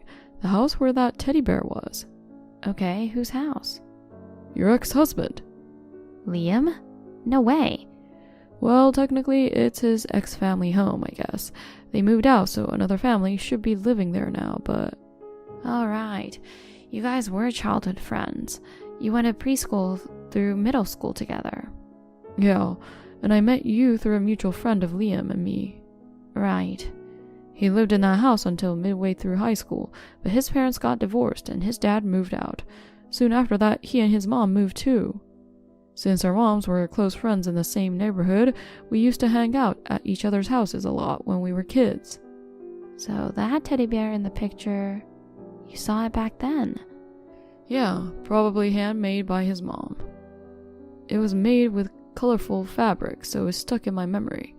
So you probably know what happened afterward, but about 10 years ago it came out that his mom had a huge debt, and they had a huge fight, which led to their estrangement. Yeah, I met him after they cut ties, so I never met his mom. Things are starting to make sense now. Really? You know the imposter's message about her son jumping off a cliff because of his wife's affair or whatever? And she mentioned a funeral, right? If it was really him, wouldn't I have heard about it through our mutual friends? Oh yeah, that does make sense. I'll check with friends who might know something. Yeah, please do. Amanda, how long are you planning to ignore me? Give me a response already. Honestly, how many times do I have to tell you? Ignoring your husband's mother like this. You need to cut it out. Oh, finally replied. But that's just plain rude. You can't just tell your mother-in-law to cut it out, you know. Listen, my mother-in-law is right next to me, so who are you? Who am I? I'm your mother-in-law, of course. My mother-in-law is literally rolling on the floor laughing next to me right now. That can't be. What do you mean? She's laughing her head off, seeing her imposter sending messages. Imposter? And also, the husband who supposedly fell off the cliff is alive and thriving. He's at work right now, just like any other day. You're lying. My son isn't in this world anymore. Quit making up stories about other people's husbands passing away, would you? Do you want to talk to my mother-in-law, who's right next to me, to confirm? Hold on. The person next to you isn't your mother-in-law. I'm the real deal. Do you still insist on that, even though it's obvious you're the fake? What are you talking about? Actually, a few days ago, we started living together. Right now, we're having lunch. Living together? Recently, my husband and I bought a new house. We were concerned about her house getting old, so we decided to have her move in with us. On the day you sent those alarming messages, my husband went to pick her up. She's been here since. What nonsense are you spouting? I'm not living with anyone. I still live alone in my apartment. Honestly, you've been talking nonsense all this time. Cut it out. Living alone in an apartment means you're definitely not my mother-in-law. Her house was a standalone. If I have to forcefully call you my mother-in-law, maybe you're my former mother-in-law. That's the only thing that comes to mind. What? Former? You're Heidi, right? Yes. You're my ex-husband Liam's mother. Did you say he's your ex-husband? I thought you were just cheating on him, but you got remarried already? To who? I can't tell you that. Tell me. I can't just spill personal info to a stranger. We're not strangers, we're family. Former family, remember? Never mind the tedious details, just tell me who you married. Nope. You realize now you got the wrong person to send messages to, so please don't contact me again. Goodbye. Wait, Amanda.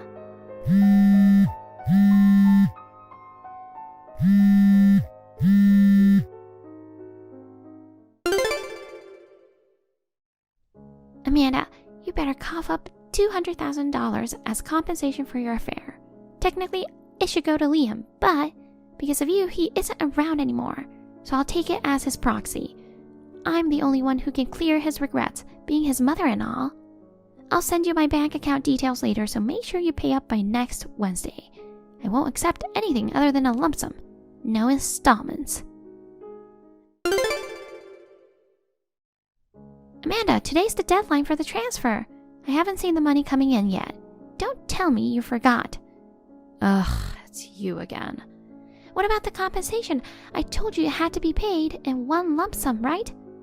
I have no reason to pay you.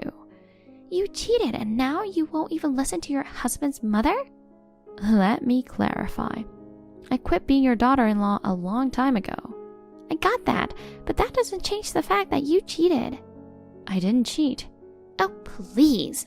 What are you saying now? You confessed just the other day that you married your affair partner. I won't let you act like that confession never happened. I'm telling you, I didn't cheat. My current husband and I started dating over 2 years after I divorced Liam. Wait, after the divorce? To start from the beginning, Liam and I divorced 4 years ago. Are you really? That long ago? You didn't know? Well, we've been living separate lives since he cut ties with me 10 years ago, you know. The reason for the divorce was that we felt our lives were going in different directions, and it was difficult to live together due to differences in values. It was an amicable divorce, without any blame, so no compensation was involved. I see. You seriously didn't know anything? But he jumped off a cliff because of his wife's infidelity. No, he's alive, you know. Wait. Apart from a scraped leg, he's perfectly fine. What are you talking about? There's no way falling off a cliff would result in just a scrape. Listen to me, Heidi. It's been 10 years since he cut ties with you. You live far away, making it difficult to get accurate information. The truth about him jumping off a cliff is that he went on a hike with friends to see a cliff edge spot. On the way back, he stumbled in the parking lot, injuring his leg. Are you kidding me?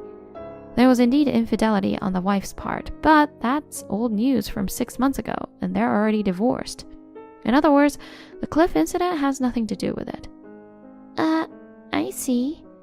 How he went from tripping in a parking lot to falling off a cliff is beyond me, but he's indeed alive and well. Well, as long as he's okay. Let me ask you, have you heard anything about his funeral? I just assumed. I wasn't told because we're estranged. Oh, and this is crucial. I wasn't the one who cheated. It was his new wife. Oh. I got divorced 4 years ago. There's no way of cheating after that. I mean, I didn't even know he had remarried. When I heard about the affair, I immediately thought of you. I see. Anyway, I've given you all the information I found, so I don't have any reason or obligation to deal with you anymore. Wait, hold on. What about $200,000? Excuse me? The compensation. You promised to pay it all at once. Yeah, right. I never made such a promise. Since I divorced him, I have nothing to do with you anymore. I have no obligations to pay you anything. That's a problem. How? I'm in debt. In debt? Yeah, I owe $100,000. Whoa, that much? What did you use it for? I got a bit hooked on gambling. Geez, but why demand $200,000 when you owe $100,000? I figured I'd use the extra to hit the casino again and hit the jackpot this time. Unbelievable. Come on, it's a good deal, right? Give me $200,000. When I make a profit, I'll share it with you. I can't deal with this nonsense. Oh, come on. I got freaked out for nothing. Amanda? So goodbye. Wait, please give me $200,000.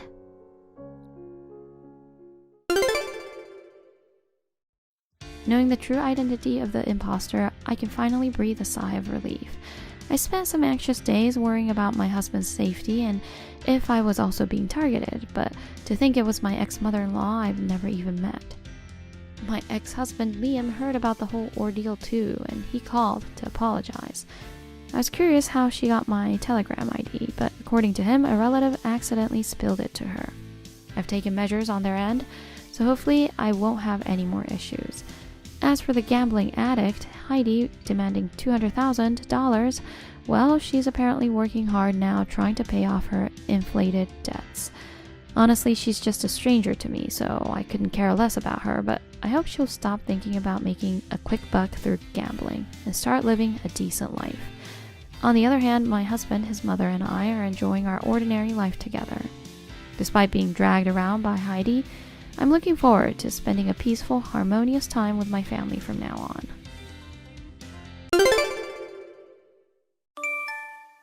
Tony, are you still at work? Are you going to be late again today? Sorry, Kate. I got to work overtime again. It's going to take me a little longer. I don't need dinner. Oh, again? Did you cook already? Yes, I mean, it's 8 p.m. I've been a little busy with work lately, so I'm so sorry. I understand. But you can take the weekend off, right? Weekend? Yeah. We were talking about going to the movies for the first time in a while. Did you forget? Are you working on Saturday and Sunday? No. I don't need to work this weekend, but I need to go to my hometown on Saturday. What? Did something happen? I got a call that a friend from my hometown was in the hospital. I thought I'd go visit. I see. I'm sorry. It's okay, I don't blame you. What about Sunday? Can we go see a movie on Sunday? I don't think I can make it on Sunday either. Well... They are having a small reunion. I'll probably be back Sunday night. Are you staying at your parents'? No, I'm staying at a business hotel. Why? I'm sure your parents want to see you too. Well, my dad's really strict. My mom and I don't really get along. I don't feel comfortable at home. I'm more relaxed at a hotel. I see. Well, I will just visit them and say hi. Okay. So I need you to do something for me. What's that? Will you pay for my hotel room and a little gift for my friend? What? I've been having meetings with my coworkers lately. I've spent all my allowance. I don't remember you spending that much money. Men need to socialize for work. Okay. I can't visit the hospital empty-handed, right? Well... I'll pay you back when I get paid next month. Okay.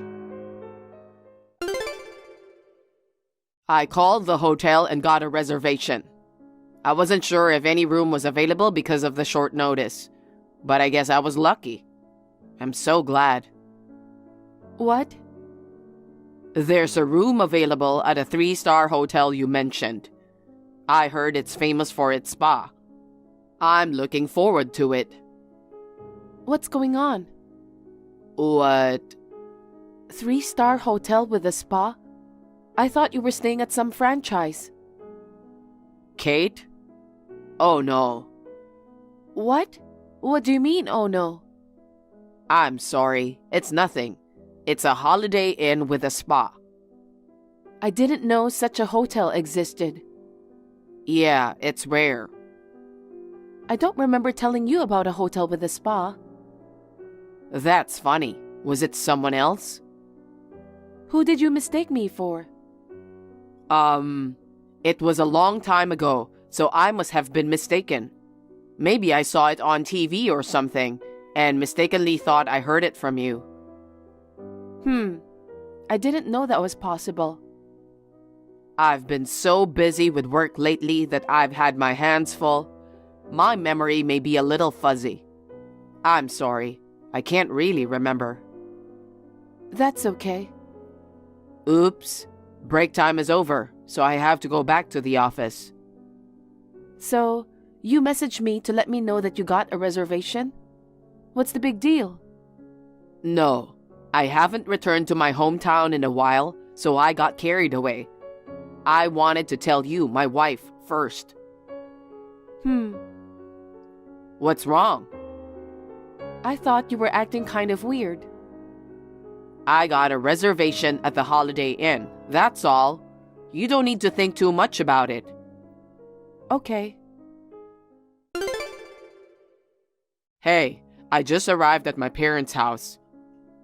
I'm glad you made it there safely. I'm sorry I couldn't keep my promise to go on a date with you.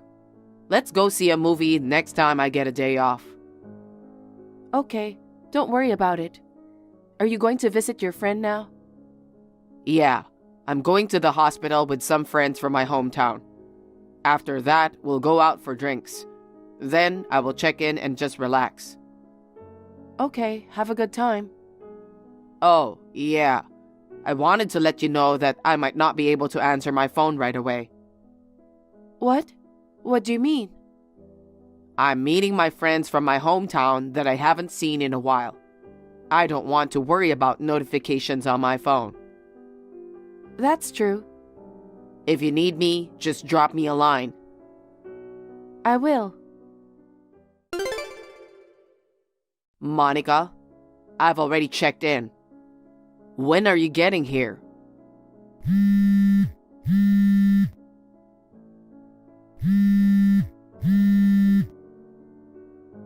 Hey, Monica. I guess you're driving. Oh, yeah. My wife doesn't seem to notice. I'm glad my wife is dumb.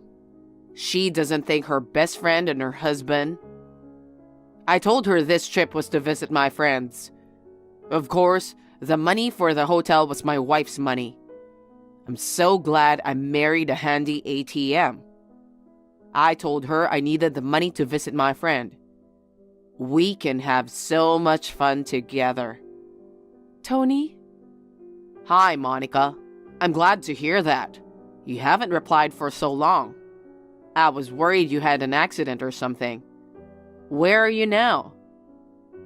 I'm on my way. Tell me which hotel and your room number. What?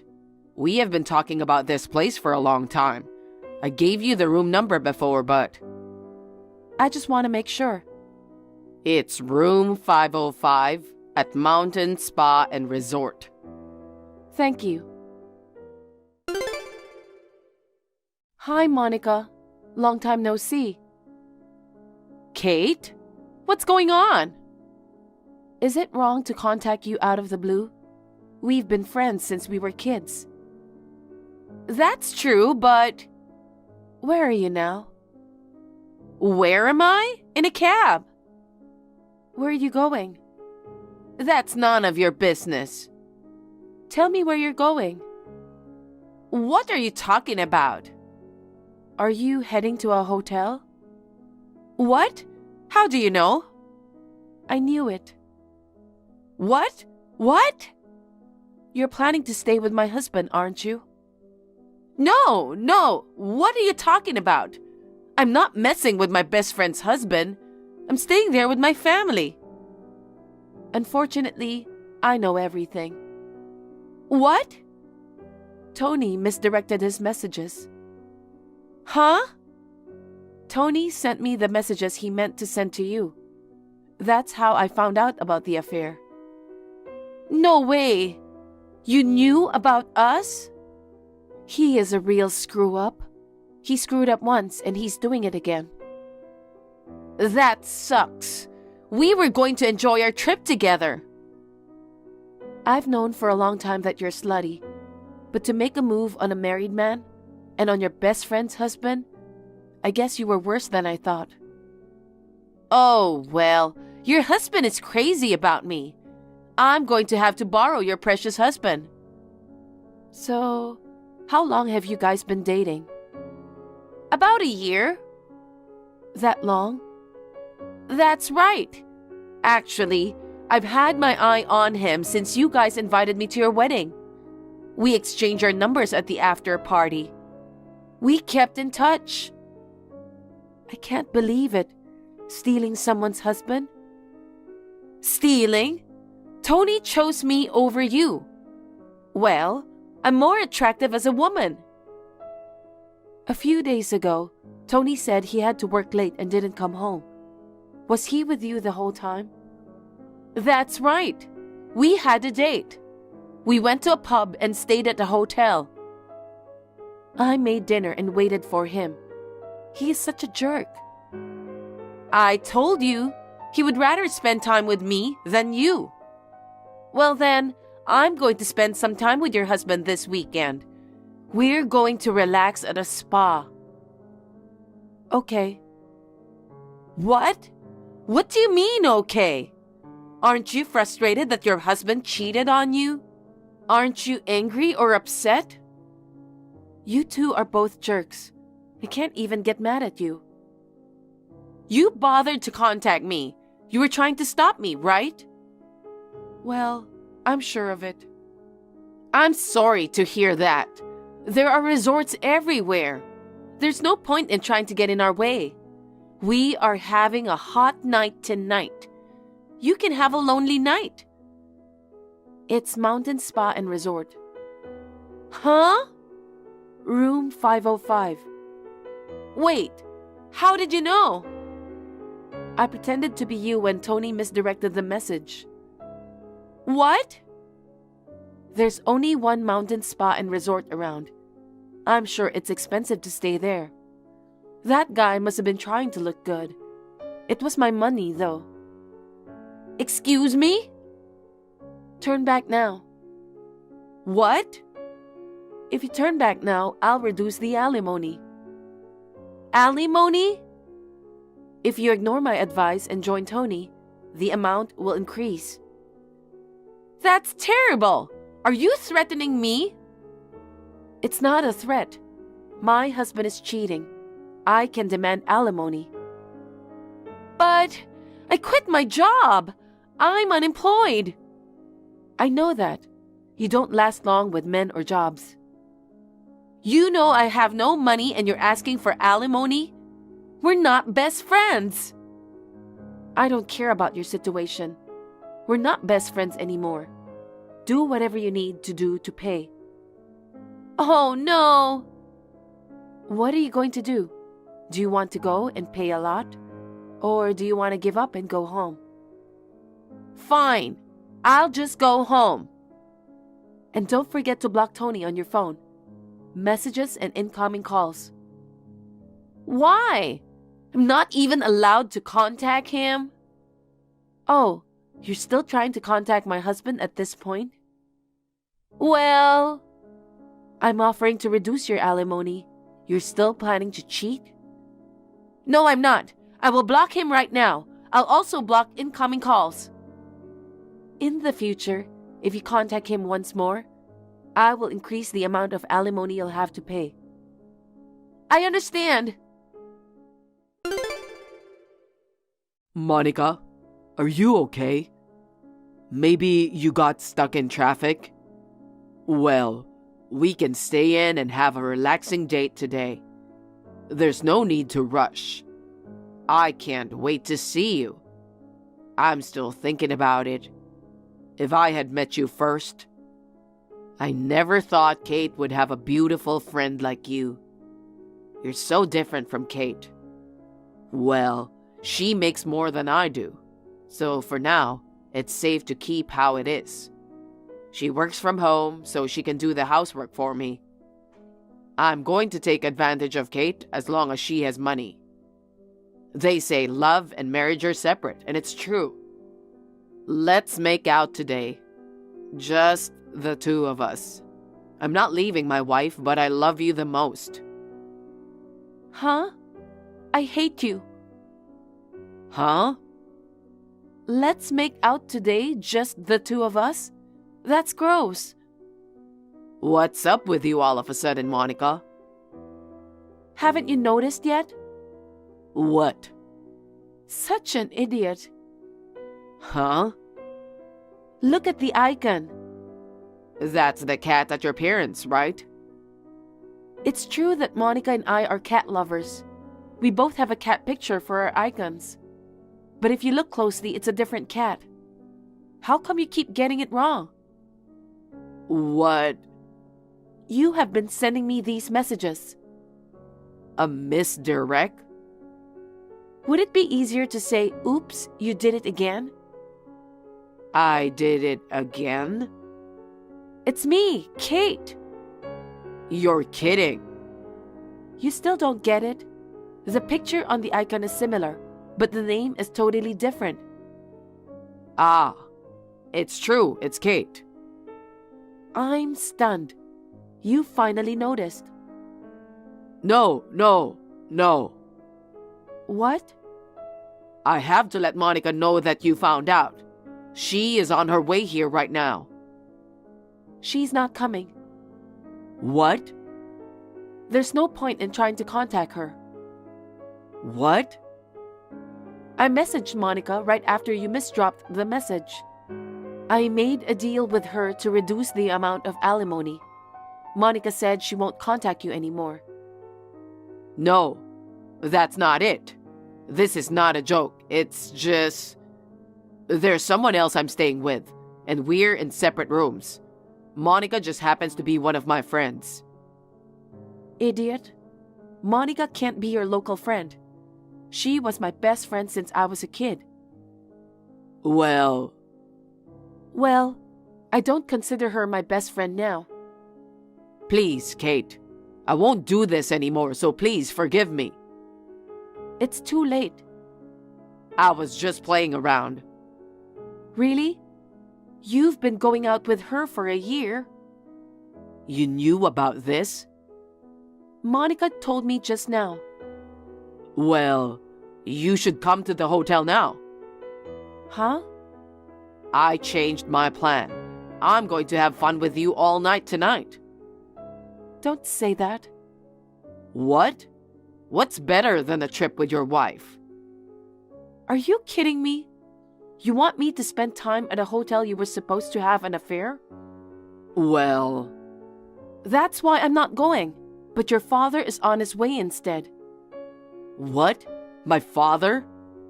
Yes, Why is my father coming? you lied about visiting a friend in your hometown. But I guess it's true that you visited your parents. The hotel is only a half-hour drive from your parents' house. Your father said he'll be there soon. Oh, hey. He's agreed to keep you under his supervision for the time being. Keep me under his supervision? I don't want to live with a cheating bastard like you. You're going to kick me out of the house? That's why I called your father.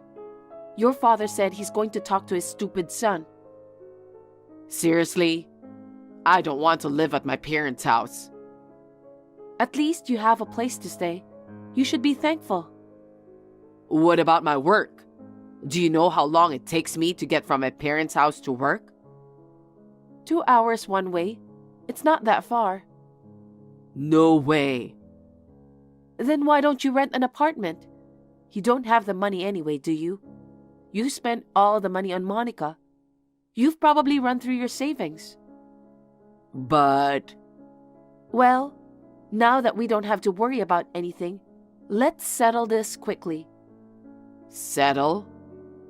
An alimony. What? I want a divorce.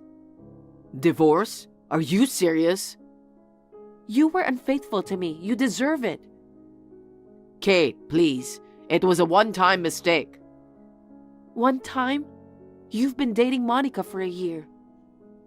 I wasn't serious about her. You're the only one I really love.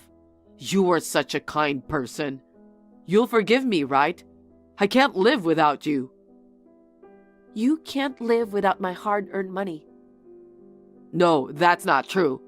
That makes it sound like we married for money. You said you were with me because I make more money. You made it clear. That's just... And I work from home, so I do the housework. I guess I was a convenient ATM and housekeeper for you. That's not true. Oh, I think your father is about to arrive. What? Seriously, my dad is here? Yeah, he said he's staying in room 505. That's the room I'm in. Why don't you stay with your father? I don't want to. I don't want to spend time with my father. You can't be serious. Is this why you asked me knowing I sent the wrong message? Yep. Damn you. Damn you. Can you really say that to me? Oh, no. I'll never cheat on her again. Don't divorce me. Let's make this work. I said that earlier, didn't I? Huh? I hate you. Well...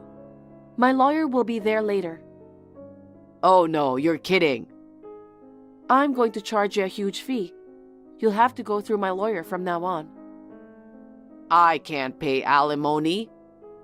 Oh, yeah, and I'll be collecting all your hotel bills for today and all your expenses later. Bye. Wait a minute.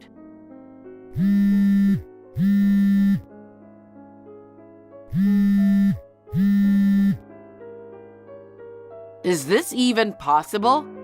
Don't divorce me. After this, my father-in-law and Tony had a long conversation. Then, he was dragged out of the hotel and taken directly to his parents' house. Then again, Tony had to talk with his parents. Thanks to the cooperation of my father-in-law and an excellent lawyer, the divorce was quickly finalized and the alimony was paid in one lump sum. Of course, I filed for alimony to Monica, who had been having an affair with Tony. Monica was unemployed, so her parents paid the alimony on her behalf. Monica's parents found out that she had been sleeping with her best friend's husband and kicked her out. She is now desperately paying off her debts. I, on the other hand, moved out of the apartment I was living in with my husband. I moved as far away as I could. I work from home and can work from anywhere. I am going to do my best to make a fresh start in a new environment. According to what my father-in-law told me, my ex-husband, who couldn't stand the cramped life at his parents' house, stormed into our old apartment. When he found out I was no longer there, he went back to his parents' house in tears. My ex-husband is still under the strict supervision of his parents. He is still living a hard life, commuting 2 hours daily to work. Hey, the thing you made this morning? What do you call it? This morning? If you're talking about this morning's breakfast, it's a panini. Is something wrong? Oh my god, you call that panini? I thought it was trash. Trash? I mean, you just put something between slices of bread and then you use that machine to heat up? It's not cooking, you know. If you are married to my son, you should be making something better than that. Even if you say that, I'm busy in the morning. I have to make packed lunches for myself and David too. I can't help but end up making simple things. It's only natural for a wife to make her husband's lunches. And did you say you are making packed lunches for yourself? Are you still working? Yes, I'm working today too. I'm on lunch break right now. My God! Why don't you quit your job already? You always use work as an excuse and not doing your job as a wife. You cooked a cold breakfast to your mother-in-law? It's unacceptable. It was cold because you woke up late, wasn't it? If you want a warm breakfast that much, why don't you make it yourself? Besides, yes, we do live in a duplex house, but I've honestly been thinking, why do I have to make breakfast for you? What's with that attitude? That's why you'll never get better at cooking. I have a good idea. Now, leave work early and come to my place. Right now? Come to think of it, I've never seen you cook. I'm sure you're not very good at it since you can only cook bad food. I'll personally check and teach you how to cook. Oh, you don't have to buy the ingredients. Or rather, you shouldn't. Being able to quickly prepare a meal with what's in the refrigerator is the true skill of cooking. Even so, paninis are a no-no. It's called cooking because you don't use a machine, but make it with your own hands. Understanding that is what it means to be a good wife.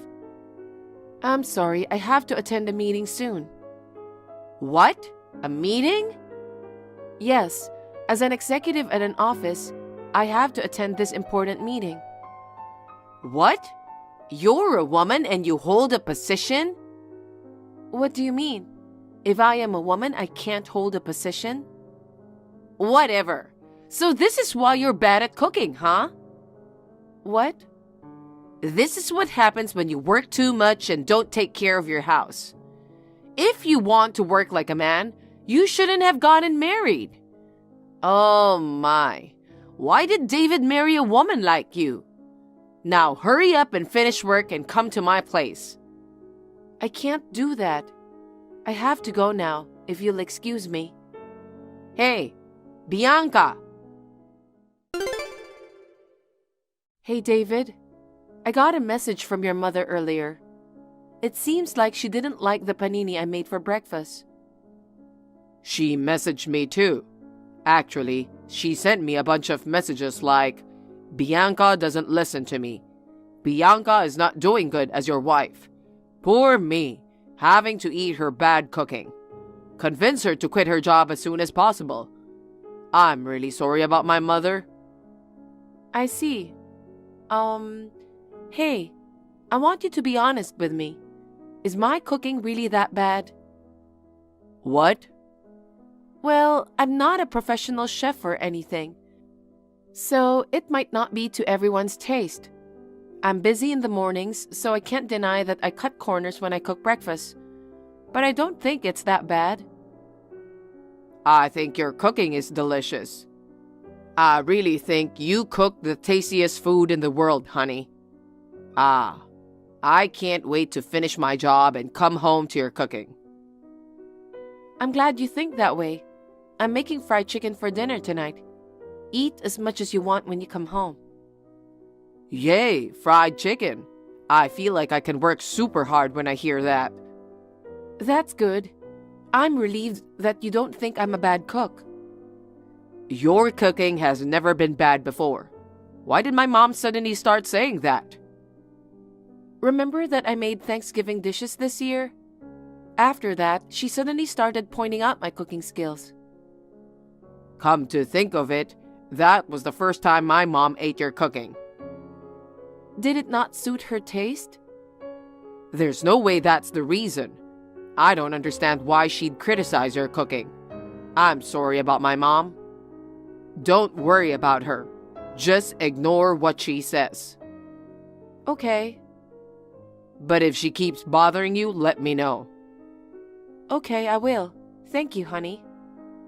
But still, my mom acting like that while I'm out of the house for a business trip, it seems like something's wrong. I have a bad feeling about this. Really? I think she's just acting like her usual self. I don't think so. Actually, I got a plan. I can't believe you haven't quit your job yet. And what the hell is this? I can't believe you put something like this in the freezer. What's wrong? Freezer? Do you mean our freezer? Yes.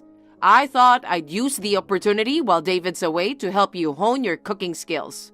But since you weren't here, I decided to do a surprise check of the fridge. As I thought, it was really, really bad. You are 0 out of 10 as a wife. Could it be? Did you get into our house without permission? It's still part of my house, so what's the big deal? Just because it's a duplex doesn't mean our place is yours too. I've come to kindly teach you about your bad cooking. You have no right to complain, okay? So, what in the world is this disgusting food? What are you talking about? I haven't been cooking much lately since David's been on a business trip. Don't play dumb. It was that thing you made. I found it in the freezer. I defrosted it and ate it. But what the heck is that? I don't know what to say. Since David's on a business trip, I haven't made anything. But I found it in the freezer. Was this supposed to be stew or something? Huh? A stew? I don't know if I'd call it stew. It tasted so bad it made me sick and I wanted to go to the hospital. All the food you make is terrible. Is it really that bad? Your taste buds must be really messed up that you can't even taste it. That's why your food turns out so damn awful. I almost got sick, so I threw it out. I can't let David eat something like this. But you made that food yourself. What? You brought it over the other day saying you made too much, but I wasn't home, so I think you gave it to David. But we'd already eaten dinner that day, so I think David put it in the freezer. The next day, before David left on his trip, he told me it was in the freezer. Oh my God, is that so? Yes, but I've been working overtime, so I've been eating dinner at the company cafeteria. I've left it in the freezer without eating it yet. That means... I know that I don't have any leftovers other than that. I'm sure it was made by you. Oh, I see. So it was so bad that it almost sent you to the hospital? Then it's a good thing I didn't eat it. So the person whose taste buds are so messed up is... Actually, it's yours, huh? Now that I think about it, I might have caught a cold. Maybe my taste buds were temporarily off? Oh, really? In that case, you'd better rest and get some rest for today. You're right. Well then, I will take some rest now. Welcome back, honey. Just as you said, your mother ate the stew. I knew it. So what did she say? She said it was awful. Well, of course. She told me that you set her up. She's saying crazy stuff like you added something to the food to make it taste bad. She was overreacting about it. But I was actually the one who planned to make her eat her own dish. I remember you gave me a serious look and said I shouldn't eat it. I wondered how bad it tasted. So your mom is really bad at cooking, huh? Yeah. She says the secret ingredients to her stew are a bag of sugar, salt, and a box of butter. That's a lot of secret ingredients.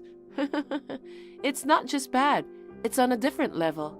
And I think it's bad for your health. Yeah, it is. I think Mom believes she's good at cooking, but she is not aware that she is cooking inedible dishes. Is she the type of person who cooks food without tasting it? I think so. Breakfast was just simple store-bought bread and salad, and lunch was on our own. She cooked dinner for us, but she was concerned about stomach problems, so she would eat only fruits and yogurt. So no one said anything to her? Even if we told her, she wouldn't listen.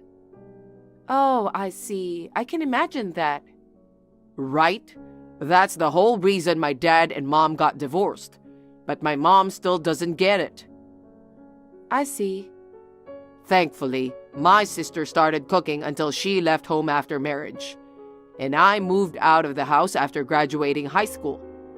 I never thought that she would bully my wife like this. I know it's a real pain, even if it's just a short-term temporary living arrangement. I'm really sorry.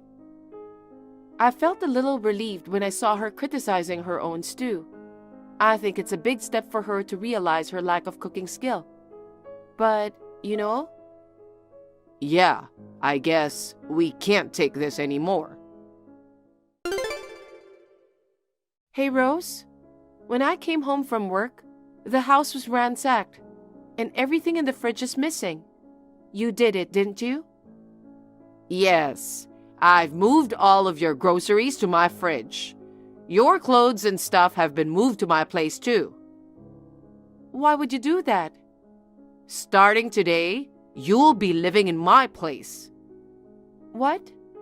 And you'll be resigning from your job at the end of this month. What are you talking about?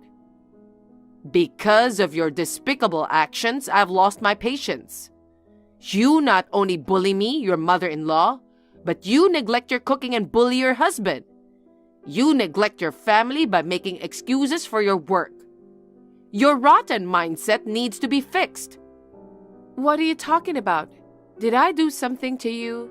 This is going too far. I'm doing this for your sake. You know what? That Thanksgiving dinner? I told you to make it from scratch, didn't I? Yes, I did. Don't lie. You must have ordered them from a fancy restaurant. Otherwise, there's no way they could make it taste like that. What? Is that what you thought? I thought you didn't like them.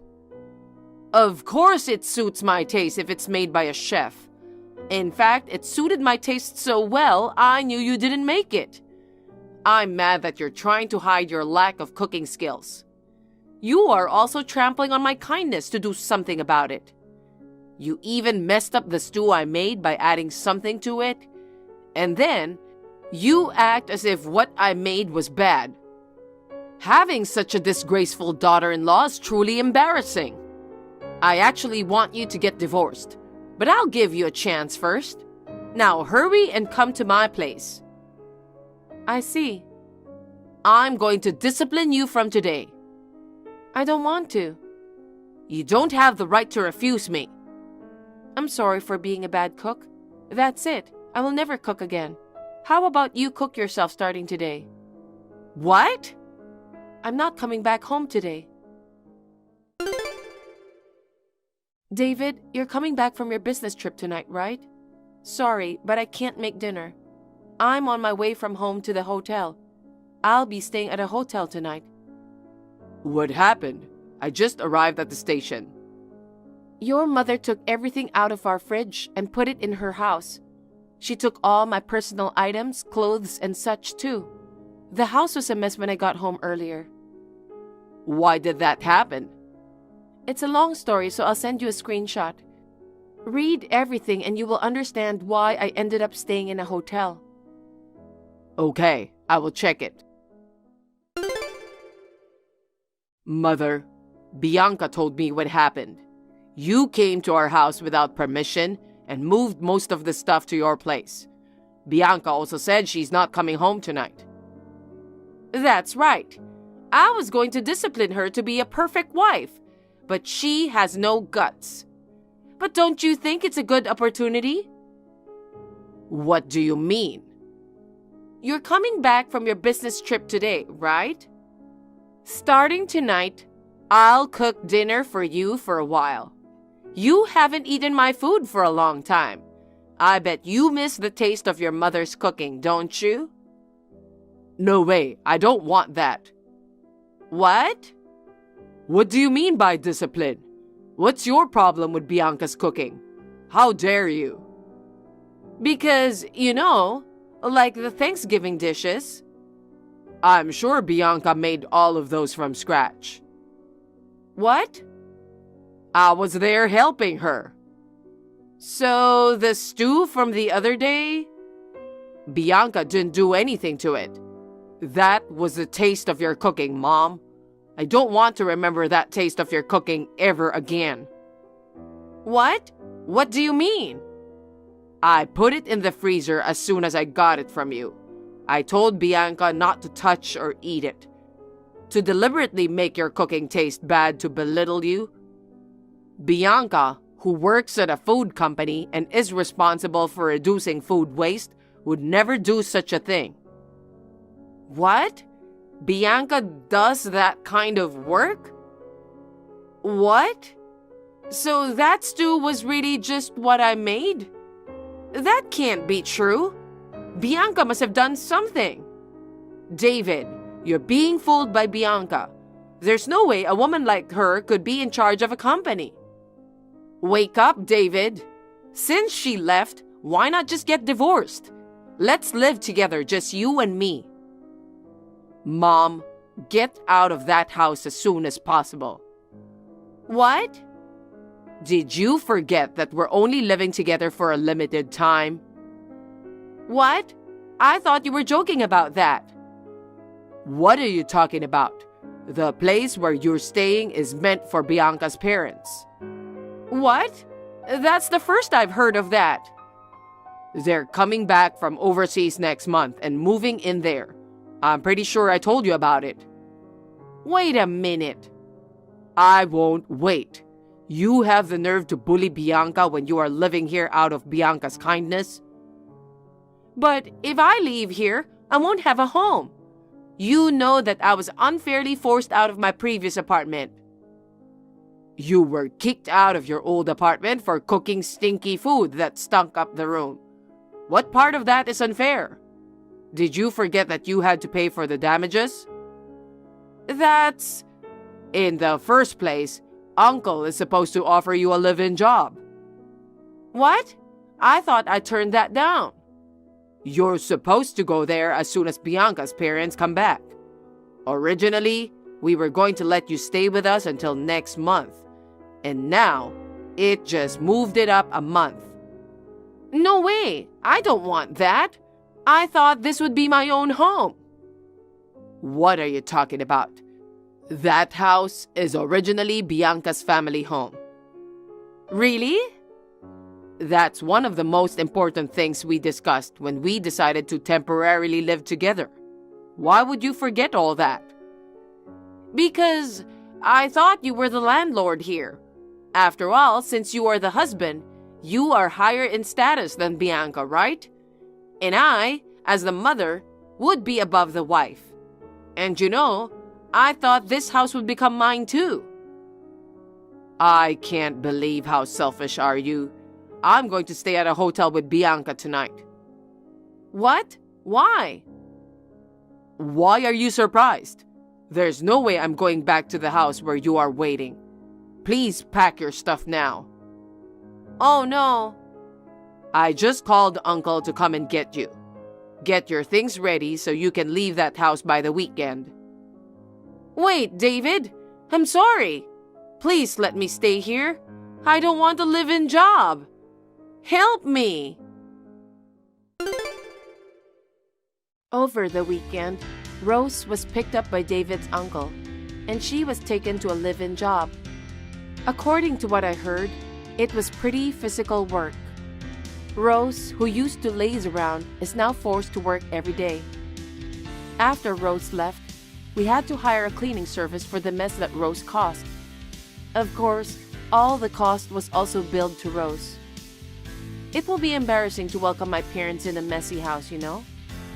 Unlike Rose, who doesn't have much common sense, my parents don't just barge into my house or demand breakfast be made for them.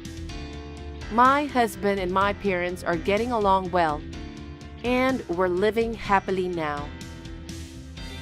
Thank you for watching. Please rate the video and subscribe to our channel. See you in the next video.